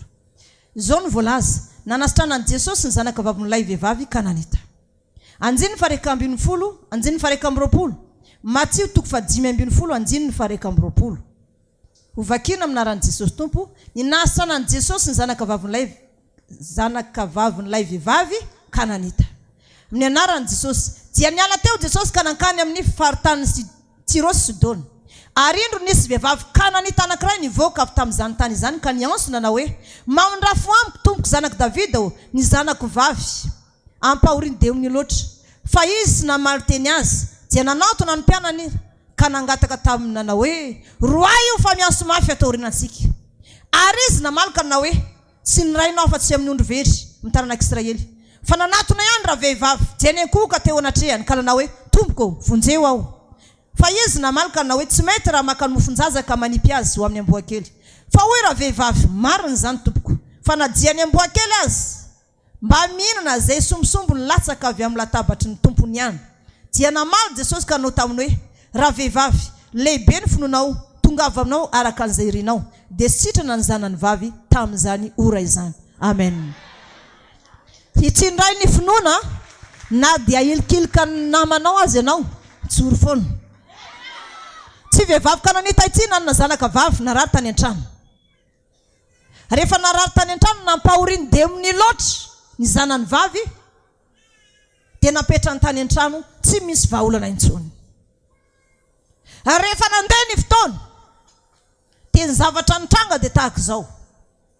Na eny tsy vehivavy Kananita ity fa mandalo ny tompo dia narahana dia nianso avy taty aoriana izy tompo zanaka Davida mamondrafo amiko fa ny zanako vavy ampahoriany demony loatra. Aiza ny zanany vavy amin'izany? Any an-tranony fa izy manaraka ny tompo. Ianao ihany koa eto ianao fa mety manana olana ara-tokantrano. Eto foana ianao dia afaka mamana zany olana zany. Amen. Amin'ny alalan'i Jesosy Kristy irery ihany no ahafahanao manao an'izany. Eno sara ny toroteny tenin'Andriamanitra fa idonany aminao any. Dia avery fa tonga any aminao dia tonga dia miazakazaka mankany amin'ny tokantranonao. Dia tsy miverina izy raha sy matanteraka izay nampanirany Jesosy Tompo azy. Halleluja. Dia zao ny zavatra lazaiko aminao. Lazainy apôstôly roa io manailingelina atsehorinantsika mitabataba. Dia mbola nianso ihany raha vehivavy dia hoy ny tompo tsy nirana raha sy amin'ny ondro very amin'ny zanak'Israely fa tsy nanaiky raha vehivavy. Mbola nangataka ihany. Dia hoy izy ny tompo tsy mety raha maka mofonjaza omenany amboakely. Eny tompoko fantatro zany. Manaiky an'izany fa nadiany amboakely ine mpisibosimpona avy amin'izay milasaka avy amin'ny latabatra ny tompony. Dikan'izany Petera nanana toerana ambony teo akaikin'i Jesosy sy tiany misy ny tompo elingeleniny. Ity anefany pino ihany koa mbola voaiova fo manana olana. Ny zanany any an-trano zanany vavy ampahoriany demony loatra. Mila fanasitranana izy. Ary tsy vehivavy ty sy nitaona ny tompo andahoany dia any an-tranoko. Fa mila ny tompo miteny fotsiny. Dia ny herin'ny tenin'ny tompo tonga ao aminy eny ny sofiny dia inony dia mipaka anaty tokantrano any dia sitrana zavavy dia miverina amin'ny tompo ihany koa ny teniny avy eo. Dia hosapa ny tompo hoe nasitrana olona tany ambadika tany izy. Ianao ihany koa ny tenin'Andriamanitra eto raiso. Dia mandeha any amin'ny tokantrano any mamaolana dia miverina any amin'ny tompo ihany satria tsy afaka hiverina amin'ny tompo ny teniny androany raha sy matanteraka izay rehetra nanirany azy. Halleluja. Sy nanaiky raha vehivavy tompo zanako vavy ampahoriany demony loatra. Na dia teo azy Petera nanilikilika ianao ihany koa ny finoanao manomboka zao. Ninina zavatra manafotoana anao atao anatin'ny fiangonana atao sy mampihemotra anao zany. Fao maika anao miroso, fao maika miazakazaka, fao maika anao manao ny asan'Andriamanitra satria Jesosy no niasa anao tonga amin'ity toerana ity. Rehefa nanosony anao sy nanosony nisotro zao fotsiny fa misy zavatra hovana be dia be ao amin'ny fiainanao. Halleluja. Tsy nanaiky tsy vehivavy tsy natositosika tsy nianony tsy nanaiky izy. Tsy mety ozy izy ny tompo. Raha maka ny mofonjaza omena ny ambokely marina zany tompoko fa nany amboa kely iny simposimpona zay lasaka avy natabatra ny tompony ka ao aminao na dia kely fotsiny azy na dia izay milasadasaka fotsiny na miteninao izay milasadasaka fotsiny dia samboroko amin'ny finoana dia raisiko amin'ny finoana dia afaka nasitranina ilay zanako vavy vao miteny fotsiny tompo teo nga dia misy mifandromaka ny teniny dia hoe Jesosy taminy raha vehivavy lehibe ny finoanao tongava aminao araka an'izay ireny fonao tonga tany an-trano raha vehivavy sitrina tanteraka an'izany halleloja izany mino eto androany fa zany tena Andriamanitra zany tonga aminao ary rehefa tonga any aminao zany tonga any amin'ny tokantranonao mandamina ny zavatra rehetrarehetra dia miverina any amin'ny tompo ihany mino an'izany ve anao tena mino an'izany ve anao mino ve anao fa ampiasan'Andriamanitra androany ny finoanao ve mihoatra ny finoany jambaroalahy zay nanontaniany Jesosy hoe fantatrao ve fa afaka manao an'izany a mino ve anao fa haiko zany mampahiratra ny jambo zany nizaniza mikatona masipana mahiratra anao manomboka androany halleluja ny finoanao ny mahavonjy anao tonga avy aminao araka an'izay inonao zay rehetra iriny fonao rehetra amen amen halleluja ndao azy mbola hijery teny ihany sika eo amin'ny Matthieu ihany 12 mbola finoana ihany zany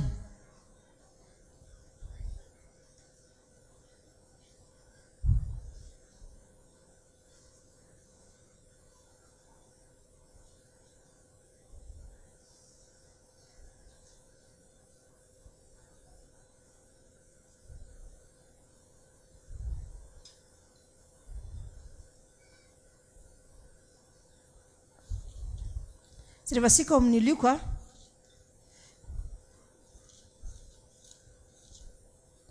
toko 12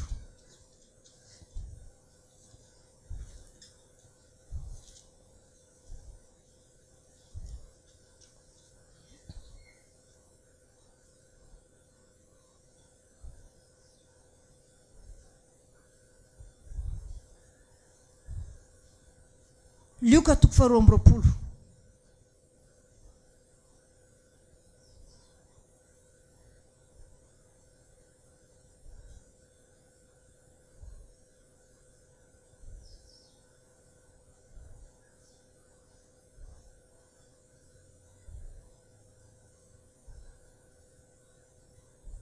anjininy fa raika amin'ny telopolo lioka toko 12 anjininy fa raika amin'ny telopolo hovakina ny tenina rahan'i Jesosy tompo ary hoy ny tompo ry Simona indro Satana efa nifofo mitady anareo koroina toy ny vary nefa izaho nangataka anao mba tsy ho levina ny finoanao ary efa mibebaka ianao dia ampaherezo ny rahalanao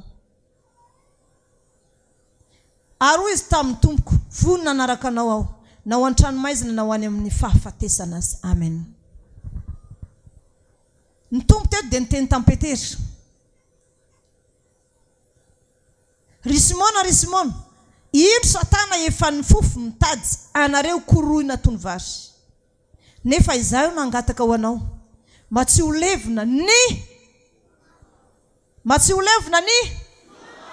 ny finoanao ary efa mibebaka ianao dia ampaherezo ny rahalahinao amen inona zany nangatahany tompo ho an'ny Petera teo anatren'Andriamanitra ray ny finoany mba tsy ho levina tsy nangataka izy raha tao mpanan-karena be Simona Petera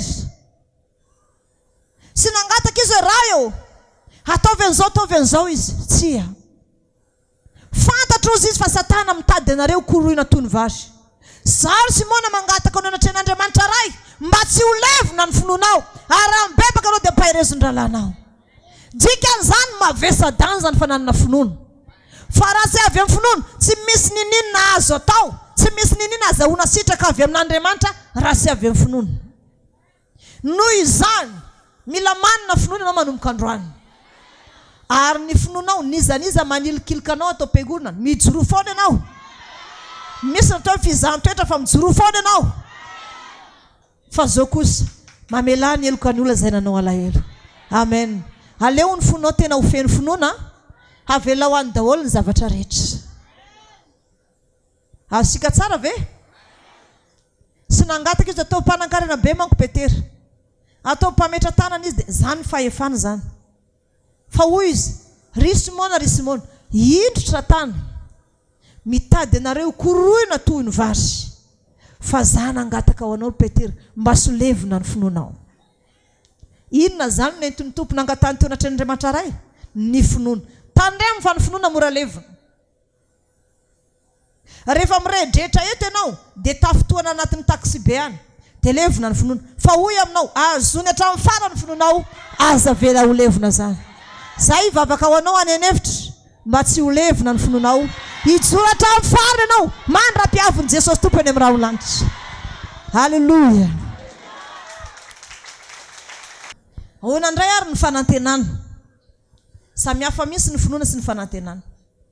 Ny fanantenana dia zao. Hafa ny zavatra inonao tonga aminao. Fa ianao manana fanantenana ianao amin'izao. Zany hoe ny finoana dia ampiasainao amin'ny fiainana andavanandro. Fa ny fanantenana dia zavatra tokana mitoetra ao anatinao hoe indray andro any ianao dia andova an'izany fiainana mandrakizay zany. Manana fanantenana ianao fa ho any an-danitra. Manana fanantenana ianao fa sy ho toy izao foana ny fiainanao mandrakizay fa mbola ho avy ny fotoana izay hanovan'Andriamanitra ny tantaram-piainanao. Manana fanantenana ianao fa mbola hiova ny fiainanao.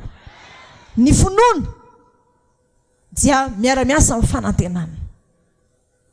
Manantena foana ianao fa tsy ohatry izao foana ny fiainanao rahatrizay fa tsy maintsy mbola hiova foana ny fiainanao. Na manahoana ny fari-piainanao tsy maintsy mbola hiova zany satria manana fanantenana ianao ny amin'izay zavatra izay.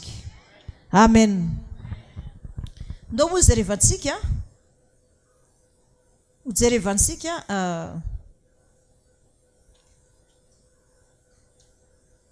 ao amin'ny ohabolana.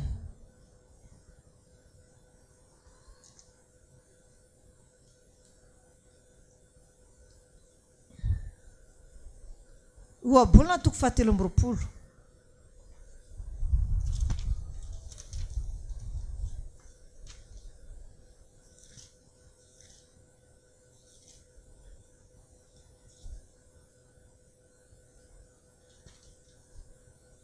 Amin'ny anjininy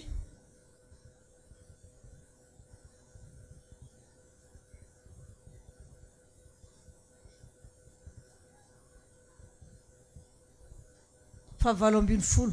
Ohabolana toko 17 amin'ny anjininy 17. Iarahantsika mamaky isa 2 amina raha Jesosy tompo manao hoe fa raha mbola izy koa ny farany dia tsy ho foana ny fanantenanao. Amen.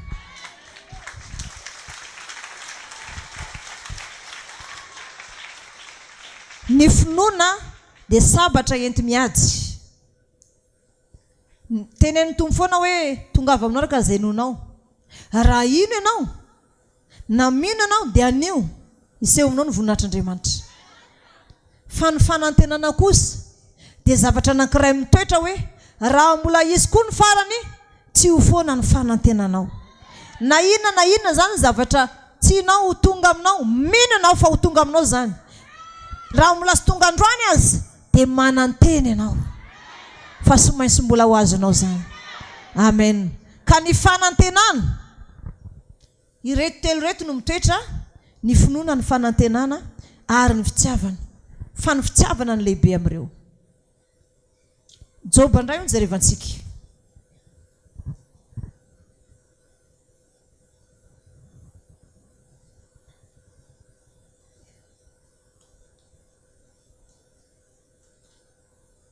Job toko 12.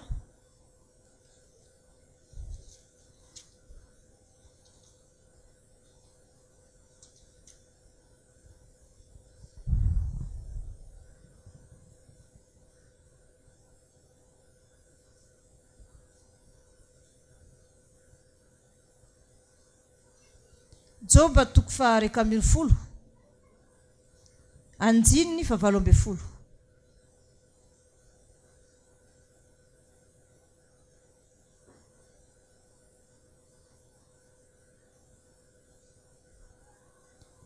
Naran'i Jesosy tompo atoky ianao satria misy fanantenana. Eny hijery manodidina ianao ka andry tsy aminay ihay. Amen. Lazainy hoe eny ijery manodidina ianao ka andry sy manana ihay satria atoky ianao fa misy fanantenana. Atoky ianao satria misy fanantenana. Ny fanantenanao zany indray andro any dia mbola ho tsara ny fiainanao. Na izao aza aloha ny zava-misy sy manam-pirofo mihitsy hoe hitoetra mandrakizay ohatr'izao foana ny fiainanao.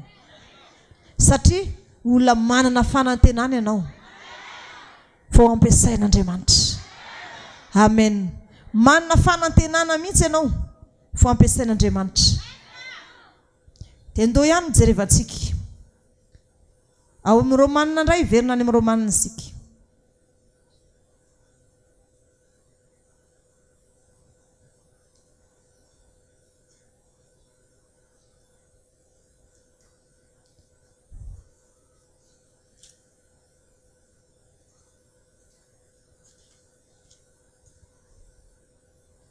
Romanina toko 5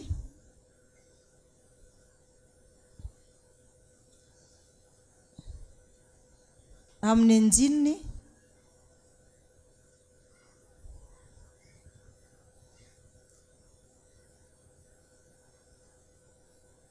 anjininy 5.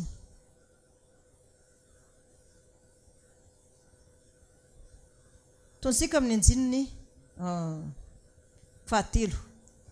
Romanina toko 5 amin'ny anjininy 7 no amakisika azy.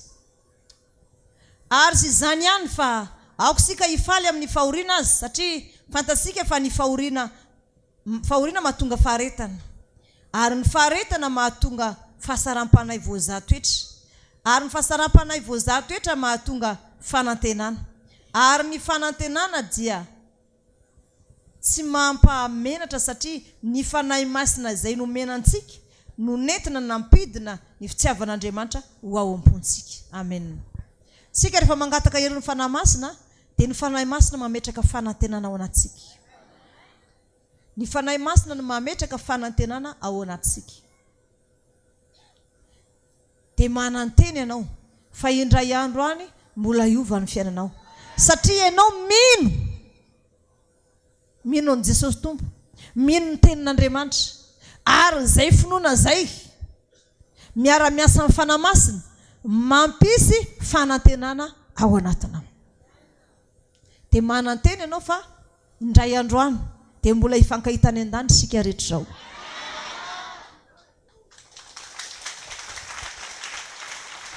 Mananteny ianao fa mbola hita andreo namansika izay efa maty teo aloha.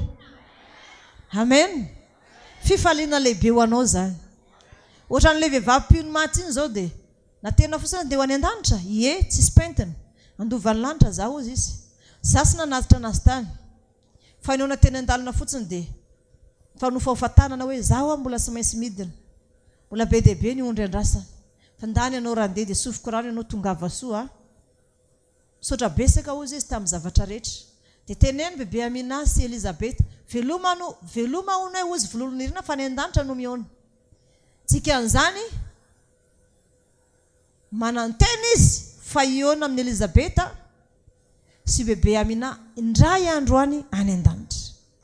Sika ihany koa manantena fa hiona aminy sika indray andro any. Amen.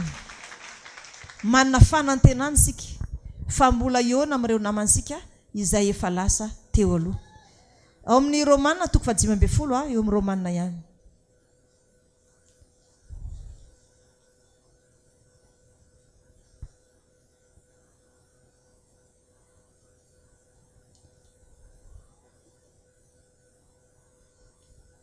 Anjininy 17. Romanina toko 5 amin'ny anjininy 17. Romanina toko 5 amin'ny anjininy 17 dia mivako toy izao aminaran'i Jesosy Tompo. Ary Andriamanitry ny fanantenana. Ary Andriamanitry ny fanantenana ne ameno anareo amin'ny fifaliana sy ny fiadanana rehetra amin'ny finoanareo mba hitomboanareo amin'ny fanantenana no ny herin'ny fanahy masina. Amen. Averiko. Ary Andriamanitry ny fanantenana ne ameno anareo amin'ny fifaliana sy ny amenonareo fifaliana sy ny fiadanana rehetra amin'ny finoanareo mba hitomboanareo amin'ny fanantenana no ny herin'ny fanahy masina. Amen. Ny fanantenana dia azo avy amin'ny alalan'ny herin'ny fanahy masina. Fanofinoana tena hafa mihitsy. Fanantenana mitoetra ao anatinao hoe tsy ho tahaka an'izao foana ny fiainanao rehefa nandray ny finoana ianao androany, fa mbola iova. Mbola iova io fiainanao io fa sy tahaka an'izao foana. Teneno namanao miova ny fiainako hoe manomboka androany, mino an'izany tanteraka. Mahafinaritra mijery ny tenin'Andriamanitra. Mazava amintsika ve ny finoana sy ny fanantenana? Ny fanantenana zany omeny fanahy masina anao. Na mbola sy misy azy eo an-tananao dia mino anao fa ho izy. Ary manantena anao fa izay rehetra angatanao eto dia tsy maintsy ho tonga aminao zany.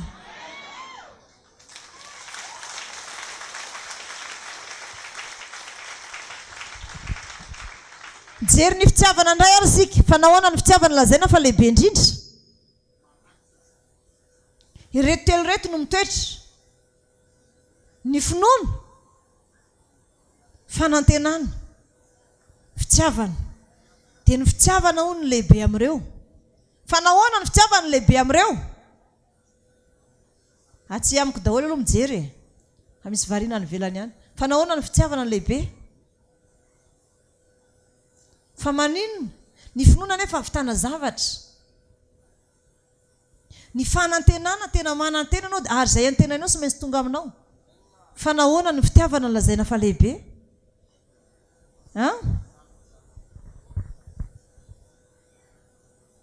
Ndoaro ho jerevantsika ny alehibe ny fitiavana any amin'ny tonokiran'ny Solomona ny jerevantsika.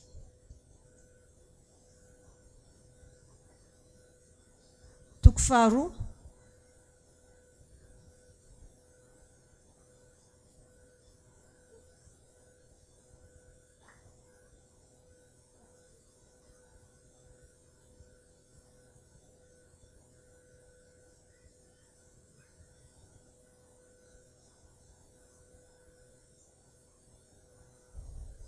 tonokiran'ny Solomona toko faharoa amin'ny anjininy fahafito. Iarahantsika mamaky amin'ny anaran'i Jesosy Tompo manao hoe: mampianina anareo amin'ny gazela na any amin'ny jeravavy any an-tsaho ry zanaka avy amin'ny Jerosalema. Aza manaitra na mamoha ny fitiavana raha tsy efa sitrapony. Amen. Mampianina anareo amin'ny gazela na amin'ny jeravavy any an-tsaho ry zanaka avy amin'ny Jerosalema. Aza manaitra na mamoha ny fitiavana raha tsy efa sitrapony. Fa nahoana natoan'izany fitiavana? Ndo jerevantsika ny toko fahavalo.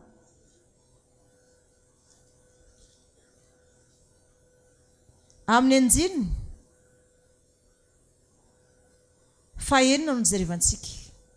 Tonokiran'ny Solomona toko fahavalo amin'ny anjininy fahaenina. Dia hovakiro aminaran'i Jesosy Tompo: ataovy toy ny fanomokase eo am-ponao ao, sy toy ny fanomokase eo an-sandrinao. Fa mahery toy ny fahafatesana ny fitiavana, masika tahaka ny fianan-tsita ny fahasarom-piaro.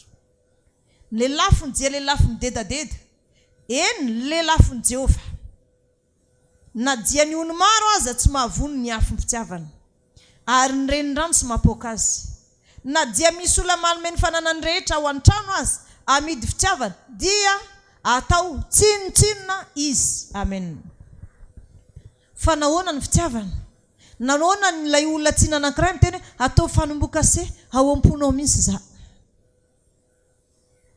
Fa na ny ony maro azy sy mahavony ny afo fitiavana, eny na ny lelafo na ny renirano azy sy mahavony ny afo fitiavana, fa ny fitiavana dia lelafo tena redareda be. Ka nahajoboka anao impito anatin'ny rano aza ny olona, sarano amin'ny olo-tiny, tafasaraka ve izy? Ianao zao tia an'i Jesosy, dia ozy ny fianakavianao andao mihitsy hitady renirano be, entina amin'ny reniranony kopa izy, dia ajoboka impito ao, fa sy maintsy maty ny fitiavana io, fa entiny ny rano mandeha any. Dia maty ve? Tsy maty. Mahery ny fitiavana. Mahery ny fitiavana. Ary izy dia milaza mihitsy: ataovy toy ny fanombokase eo am-ponao ao, fanombokase eo an-sandrinao. Misy olona zao mety hoe mpanao baolina dia tiany ny baolina dia ataony tomboka vasa eny amin'ny vatany mihitsy ny fitiavany azy.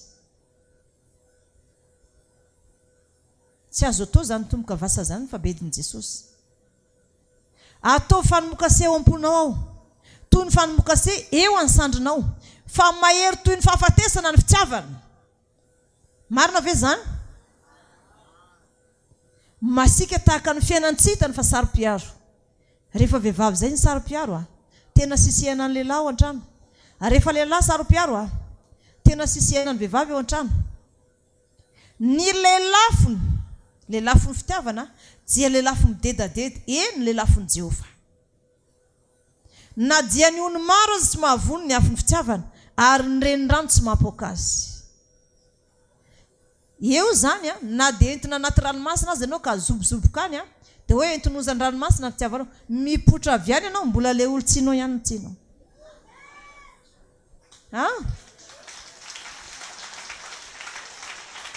zay mihitsy tena somaty misy fitiavana na dia misy olona manome ny faninanany rehetra ao an-trano aza amidy fitiavana dia ataoko tsinotsinona izy ozy ny olona omenanao ny zavatra rehetra zao daholo omenanao dia omenanao zao dia omenanao zao fa zao kosa aza tian'i Jesosy zany dia hoana ny hevitrao dia entina mireny rano tsy haiko na rano aiza ndray tondranao mireny rano sisaony sa iza nireny rano be eto dia hoe andao io azoboka amin'ny rano nanosindray ozy izy jonona entina amin'ny rano be tena azoboka any ianao asitrika any mihitsy potra avy any ianao dia anontaniana mbola vavaka ihany mbola hitian'izany Jesosy zany ihany zay ny herin'ny fitiavana na ny ony maro aza sy mahapoaka azy hoe entina amoron-dranomasina anao dia alasaka ao dia hoe entiny onzan-dranomasina mankany ny fitiavana vao maiky io mirehitra ary arakaraka ny anakanana anao vao maika miredaredy io fitiavana io amen tsy misy masakana an'izany fitiavana izany mihitsy zany ny afatra n'ilay vehivavy Solemita za mampianina anareo zanaka vavy Jerosalema za mamona manaitra ny fitiavana lasa efa sitrapony fa io rehefa taitra avy eo io sy voasakana inona marina ary tsy ambaratelo ny fitiavana fa maninona ary izy mahery be na omena vola be aza ny olona dia entoany ny volanao manome ny fananany rehetra ao an-trano dia entoany misy aza ny olona sakana ny vadiny sy hivavaka ny saraka sika zay tianao na Jesosynao zany na za mangalatra izy mivavaka dia anontaniana avy any ahoana ny hevitra dia ozy izy mbola Jesosy ihany ny tiako amen dia ora lehilahy alay vary fanana zay tianao dia ozy entoany so dia anakarena ny ray andro dia lazainao fa avy taminao no nampanakarena fa rehefa misaraka dia misaraka fa zao tiavo ny vadinao satria izy ny tianao tiavo ihany koa Jesosy tompo satria hitondra sika any an-danitra izy amen nahoana ary ny fitiavanareo ohatra zany ndao jereva sika filazany sara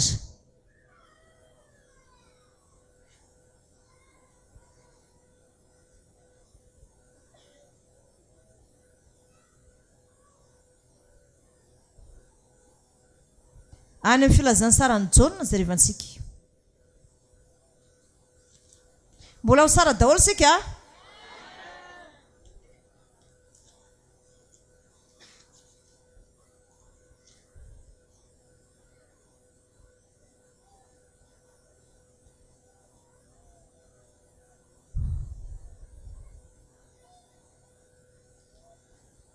Jaune 5:10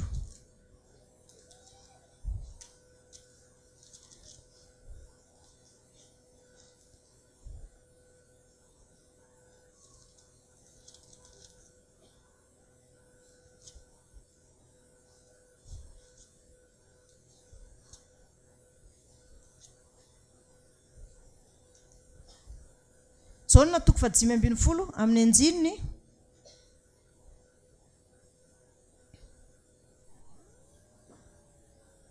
amin'ny anjininy 7:20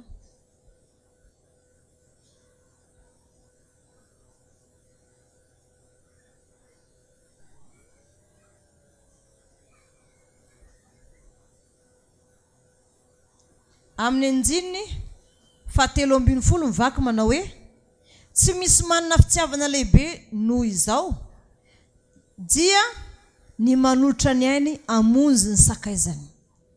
Ianareo ny sakaizako raha manao araka izay andijiko anareo. Amen. Averiko tsy misy manana fitiavana lehibe noho izao dia ny manolotra ny ainy amonjy ny sakaizany. Ianareo ny sakaizako raha manao araka izay andijiko anareo. Amen. Ny olona manana fitiavana dia olona samy manolotra ny ainy amonjy ny sakaizany. Samy manolotra ny ainy amonjy ny sakaizany. Zany ny tena manana fitiavana. Fa ny fitiavana io tena sy tiany Satana mihitsy. Satria rehefa mifankatia ny mpino, mifankatia daholo ny mpiara-mivavaka dia androso zany fiangonana zany. Dia Satana sy maintsy mametraka fahankalana foana amin'ny olona izay azony ampiasaina tahaka ny Jodasy. Mametraka fahankalana foana izy. Dia nisy mpianatra efa 12 zao ny mpianatra ny tompo mbola nisy Jodasy tsy ihany tao azony nametrahany fahankalana tao anatin'ny fony. Fa mampianatra anao hisory aminao ny fahankalana. Mamela ny helokan'ny olona rehetra izay nanao alahelo. Na hitomany dradradratra azy ianao, izany ny takina aminao androany.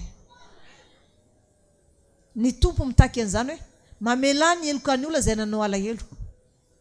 Mety nisy fotoana ianao ny fona tamin'ny olona. Mety ny olona izay nanana alahelo taminao. Sy miala ao anaty sainao iny. Mety misy fotoana ianao fa maly taman'olona na tany ampiasana na taiza. Fa zao didy vaovao izy ny tompo nomeko anareo dia mba hifankatiavanareo. Ary ny olona tena tia sa manolotra ny ainy amonjy ny sakaizany.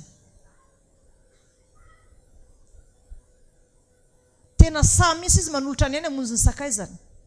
Io fitiavana io tena mahery. Jereo sara moa Maria Magdalene, ny olona rehetra maty ny tompo dia samy mipetrapetraka tany an-trano fa izy inona ny nataony? Tany am-pasana izy nitomany. Tsy fantany fa efa nisangana tamaty ny tompo. Rehefa nisangana tamaty ny tompo dia tonga everiny fampiandry. Dia hoy izy teo am-pasana satria nijereva ny fasana ny sokatra sy tao soa ny faty ny tompo dia nitomany izy. Dia everiny fampiandry ny tompo dia teo anilany teo ny laza. Raha vehivavy nahoana ianao mitomany? Dia hoy izy, ianao misy nangalatra ny faty ny tompoko teto fa tratrako ianao zao. Vehivavy anankiray hono nanery lehilahy anankiray amoaka ny faty ny tompo dia izy hitrotro an'ilay faty avy any. Sisy zavatra mampatahotra ankoatra n'olona maty zany. Za aloha matahotra an'ireny olo maty ireny. Ny zavatra misy tomany teo am-pasana izy. Ny tompo anefa nio dia nilazainy fa everiny fampiandry. Efa tafa lasaka alahelo loatra izy. Dia hoy izy, raha ianao no naka ny faty ny tompoko teto, zao dia avoa izy fa andehaka azy azao. Dia hoy ny tompo taminy, raha vehivavy Maria, gaga izy, efa nisangana tamin'ny maty ndana lazao ny mpianatra. Ary aza mikasika efa mbola sy nankany amin'ny ray fa lazao fotsiny ny mpianatra fa efa nisangana tamin'ny maty ny hoe ny tomponareo. Dia melolo lalina anareo any Galilia. Niazakazaka mafy izy, efa nisangana tamin'ny maty ny tompo, zany vavolombelona efa nahita azy. Halleluja. Manahoana zany herin'ny fitiavana zany? Manofampiresaka tamin'ny fitiavana io ihany andra ihany fa tomany fa nahoana anao ry fitiavana nahitra ny foko? Inona ny tsinao atongavana? Tsy mahafapo anao ve ny fitiavako an'Andriamanitra isan'andro? Mbola ampakarinao ihany. Tianao ve zany mahita ana mijaly ara-pitiavana ohatr'izao? Tianao ve? Fampiresaka amin'ny fitiavana. Lasa dranomaso avy eo. Fa ny fitiavana tena hoe tsy maty vonono. Ninona lazainao? Ny fitiavana, ny zavatra rehetra mety ho levony. Fa ny fitiavana sy mety levony. rehefa tonga any an-danitra sika dia zany finoana zany a mety levony zany satria hitanao ilay tsy nifananao. Ny fanantenana zany a mety ho foana satria tonga any an-danitra ianao zavatra nantenainao efa tratranao ny tanjona. Fa ny fitiavana tena tsy maty mandrakizay satria fitiavana iainana any an-danitra. Ka ny olona tena tia sa manolotra ny ainy ho an'ny sakaizany.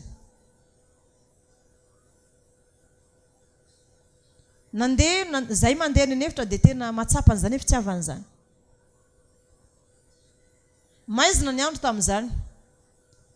Manay foana ny amin'ny fahavalo araka n'ilay fanteniko tamin'ny radio reny. Manay foana mandeha amin'ny fahavalo. Misy zavatra mahatsiana SGNA dia jony ka nefa andeha eo toerana mazava no andehananay. Toerana mazava amin'ny alina izy io fa misy jiro ny andehananay. Dia andeha izay telo vavy. Dia ozy ilay olona anankiray izay dia hoaizy nareo andeha etsy izay. Sy hitanareo ve ozy izy fa maizina ao ambadiky ny mazava io. Dia raha misy mitoraka any nareo dia inona nataonareo tsy azonareo antoka ny ao ambadika an'io mazava io fa misy aizina. Aleo mitandry tena eto ihany. Dia ozy izay telo misy zavatra ilaina eo. Raha sy tonga any izay dia tena anina fa misy zavatra ilaina eo. Niakatra amin'izay izy. Tsy afaka mankao izany nareo. Misy aizina ao ambadiky ny fahazavana io. Raha amin'ny andro antoandro nareo fampitantana makeo tsy maninona fa raha amin'ny alina kosa azafady tsy mahazo makeo izany nareo. So dia maninona so dia misy fahavalo ao ambadika an'io aizina io. Teo amin'izay ny eritretra hoe misy olona kay mbola manam-pitiavana. Afaka miaro anao izy amin'izay zavatra loza mety hitrangy eo amin'ny fiainanao. Ary tonga dia jivany misy ianao tsy mahazo makano ahy ianao fa maty any. Dia ohatrany ianao amin'ilay zanakao ireny. Rehefa mody amin'ny fito ny zanakao dia ianao tany efa tsy milamina io dia mbola amin'ny ariva ihany vao mody. Raha maninona any ianao dia ohatr'izao. Tsy ianao ny zanakao dia ataonao an'izany. Ny fitiavana an'Andriamanitra ihany koa dia mazaka maniraka. Tsapako izany hoe fitiavana an' Jesosy izany. Efa ela nitadiavako azy teo Tananarivo fa misy zavatra tena sapako mihitsy raha sy tonga tany anefitra dineo tsara. Tena hoe sapako hoe misy fandrosoana mihitsy ny asa rehetra na amin'ny zanam-piangonana na iza na iza. Misy fitahian'Andriamanitra sy tonga amiko mihitsy. Raha ny vavaka ataoko na ny fifadian-kanina ny fampahorintena dia hitako hoe akaikin'Andriamanitra za sady tsian'Andriamanitra. Fa misy vavaka tena tsy mivaly na misy valim-bavaka mivaly aza dia ohatrany tonga sy tonga zany. Tonga izy dia avy eo misy sakana. Teo amin'izay narin'Andriamanitra hoe ndana mankany anefitra dia ambarako anao ny olana fa tsy voavahy Tananarivo zany. Niditra tany anefitra voalohany dia ozy Andriamanitra hoe fantatrao fa sy tonga aminao misy izay iriny fonao. Fa raha tahina azy ianao dia tahina vetivety dia avy eo sy tahina indray dia avy eo tahina indray. Fa sy misosasosa ilay izy zany hoe sy tonga hoe eo tsy lany dia eo tonga ihany. Fa inona ary ny antony mahatonga anazy misakana? Tsy avy amin'ny devoly sy manakana ny fitahiana ho azonao. Tsy avy amin'ny mpino tsy avy amin'ny mpiaramonina, tsy avy amin'Andriamanitra mahatonga anao ny asanao sy mandroso. Tsy avy amin'Andriamanitra na avy amin'ny devoly na avy amin'ny namanao mahatonga ny asanao sy mandroso. Tsy avy amin'izany izy fa avy amin'ny toe-ponao ihany. Mivavaha moa ianao dia milaza amin'Andriamanitra fa amela ny heloka ny olona rehetra izay nanao alahelo. Na izay miteny raha sy manenjika anao aza dia laza hoe tompo ianona manenjika anahy fa tiako izy satria manenjika anahy. Avelako ny elony. Fa tamin'izany fotoana izany tena kosa ny ranomaso ny akanjoko. Tamin'ny saiko hoe teo daholo ny olona rehetra nandratra ny foko. Hatramin'ny hidirako anefitra farany teo mbola nampahafantariko an'Andriamanitra. Raha ity tompo misakana ny fiainako dia esoriko any satria ranomasonao ila nantaninao kavia manafotoananao dia esory miala aminao izy. Ka raha ny fahadiovanpo ny takinao amiko ampandroso ny asa izay ataoko ary tahinao anahy tena foiko mahalalaka misy izany.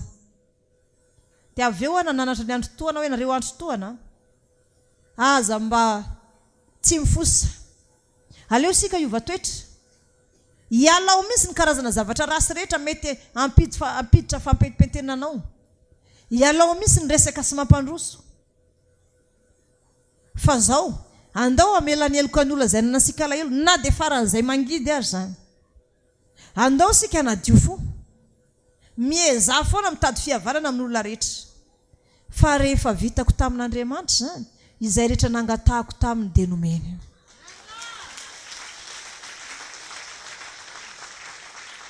Fa misy fotoana mitady otorana mihitsy ianao. Ka ianona ny tompona anao an'izao hoe. Izy ny Andriamanitra tena zao ny vavany.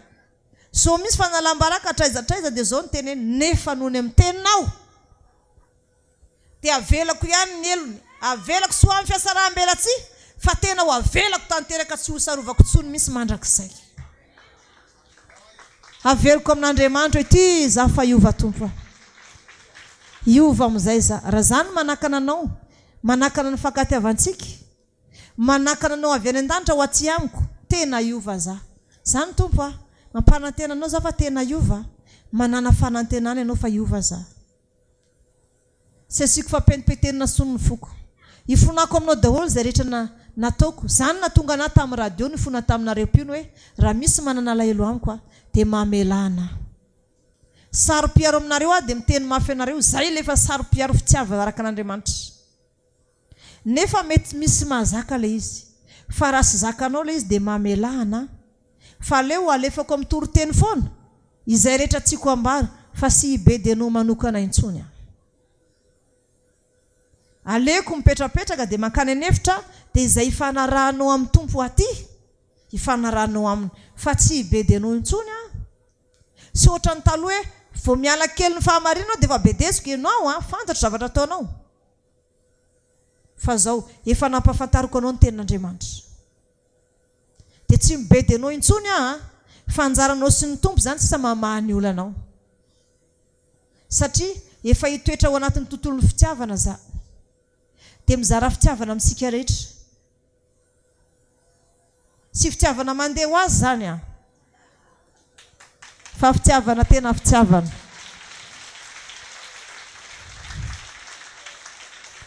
So zareo dia mieritreritra hoe fitiavana mandeha ho azy ny zaraina aminareo. Fa fitiavana mandrakizay zany. Amen na?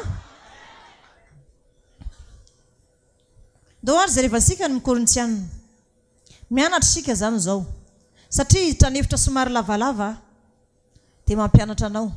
Mety misy tany lavabe tsy ahitanao anahy. Dia ampianariko aloha ianao jeny mbola eto za.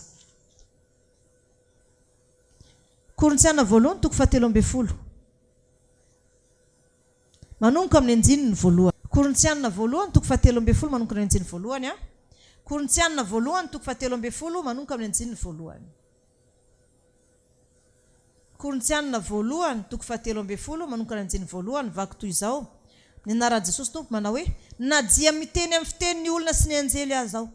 Kanefa sy manana fitiavana dia tonga varaina maneno sy kipansona mikarantsa anao. Ary na dia manana faminaniana aza aho ka mahalala ny zava-miafina rehetra sady manana ny fahalalana rehetra ary na dia manana ny finoana rehetra aza aho ka mahafindra tenim-bohitra kanefa sy manana fitiavana dia tsinotsinona aho. Ary na dia omeko ho an'ny malahelo aza ny fananako rehetra ary na dia tolotrodorana aza ny tenako kanefa tsy manana fitiavana aho dia sy mahasoay akory izany. Ny fitiavana maro-po sady mora fanay. Ny fitiavana tsy mialona, tsy mirehareha, tsy mieboebo, tsy manao izay tsy mahamendrika, tsy mitady ny azy, tsy mora sosotra, tsy manao otro-po, tsy mifaly amin'ny tsy fahamarinana, fa miara mifaly amin'ny fahamarinana kosa. Mandefitra ny zavatra rehetra, mino ny zavatra rehetra, manantena ny zavatra rehetra, mahatra ny zavatra rehetra. Ny fitiavana tsy ho levona mandrakizay, fa raha ny faminaniana dia ho levona, na ny fiteny tsy fantatra dia hitsahatra, na ny fahalalana dia ho foana. Ny sombisombo ny fahalalantsika ary sombisombo ny faminaniantsika. Fa rehefa tonga ny tanteraka dia tsy hisy sombisombony intsony. Fony mbola zaza aho dia ny teny toy ny zaza, ny hevitra toy ny zaza, ny saina toy ny an'ny zaza. Fa noho efa lehibe aho dia nariko ny fahazazana. fa ankehitriny sika mizaha ao amin'ny fitaratra ka tsy mahita marina fa rahatr' izay dia mifanatrika. Ankehitriny sombosombo ny fantatro fa rahatr' izay dia ho fantatro tsara toy izay nahafantarana ay. Ary ankehitriny dia ireto telo reto no mitoetra: ny finoana, ny fanantenana, ny fitiavana. Fa ny fitiavana no lehibe amin'ireo. Amen.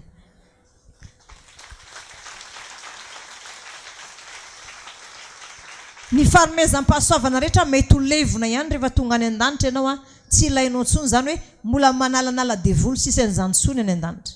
Hoe izy ony manana fanomezam-pahasoavana manasitrana, eto zany. Izy ony manana fanomezam-pahasoavana mitondra mambavaka, mbola eto ambonin'ny tany zany ny miasa. Fa rehefa miala eto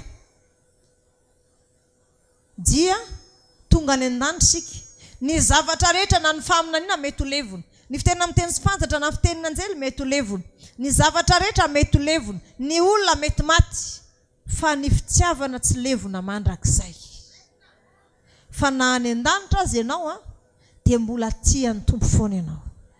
Tianao foana io satria izy ilay tia ny fanahinao. Ny fonao sy ny sainao tian'ny vadinao sy ny zanakao. Fa ny fanahinao tian'ny tompo. Noho izany ny zavatra rehetra ambony tany mety ho levona ihany, fa ny fitiavana tsy mety levona.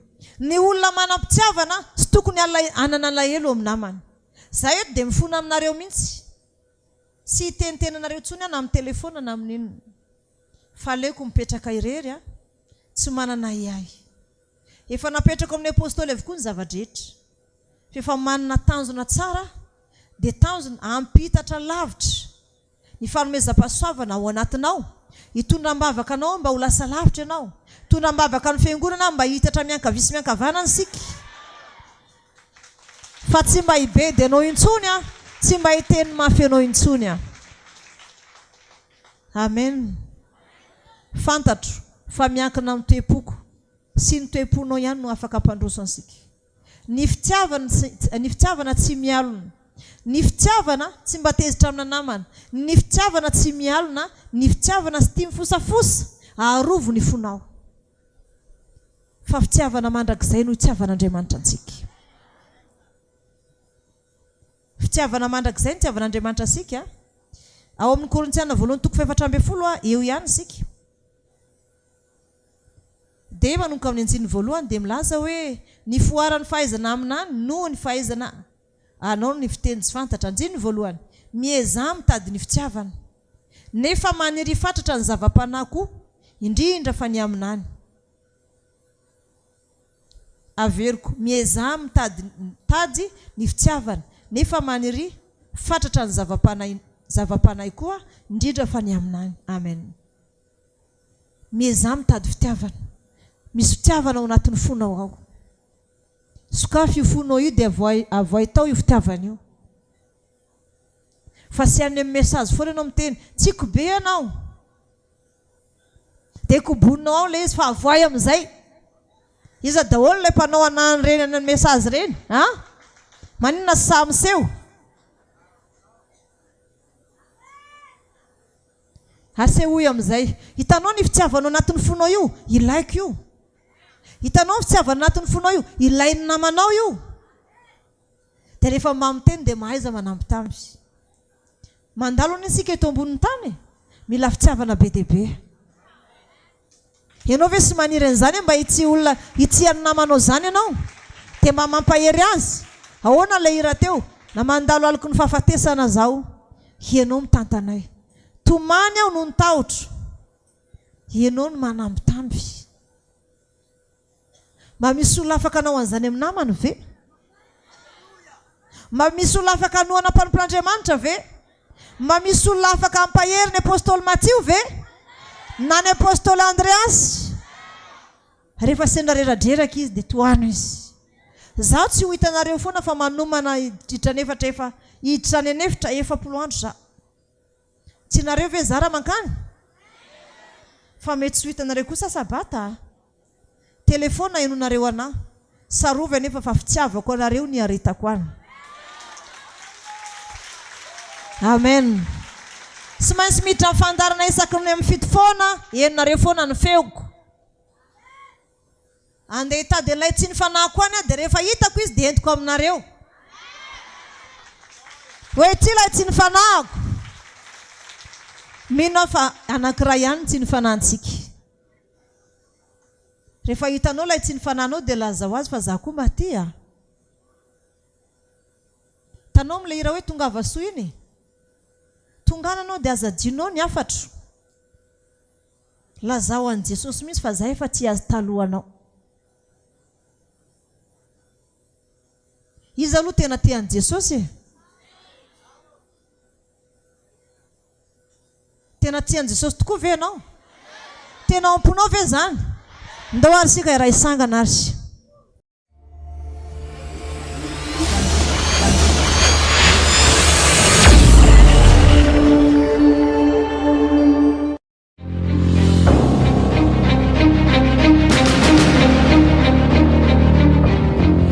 zava-miafina ara-baiboly fanambarana ny marina zava-miafina ara-baiboly fanambarana ny marina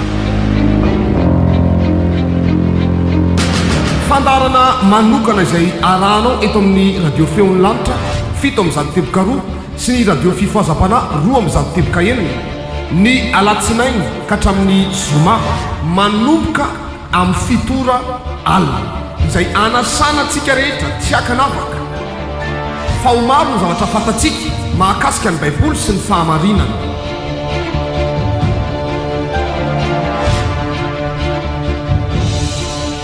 koa azadino ary ny alatsinainy ka hatramin'ny zoma amin'ny fitora alina iarahanao amin'ny mpaminanin' Jehova mama Damour sy ireo apôstôly mpiara-miasa aminy zava-miafina ara-baiboly fanambarana ny marina zava-miafina ara-baiboly fanambarana ny marina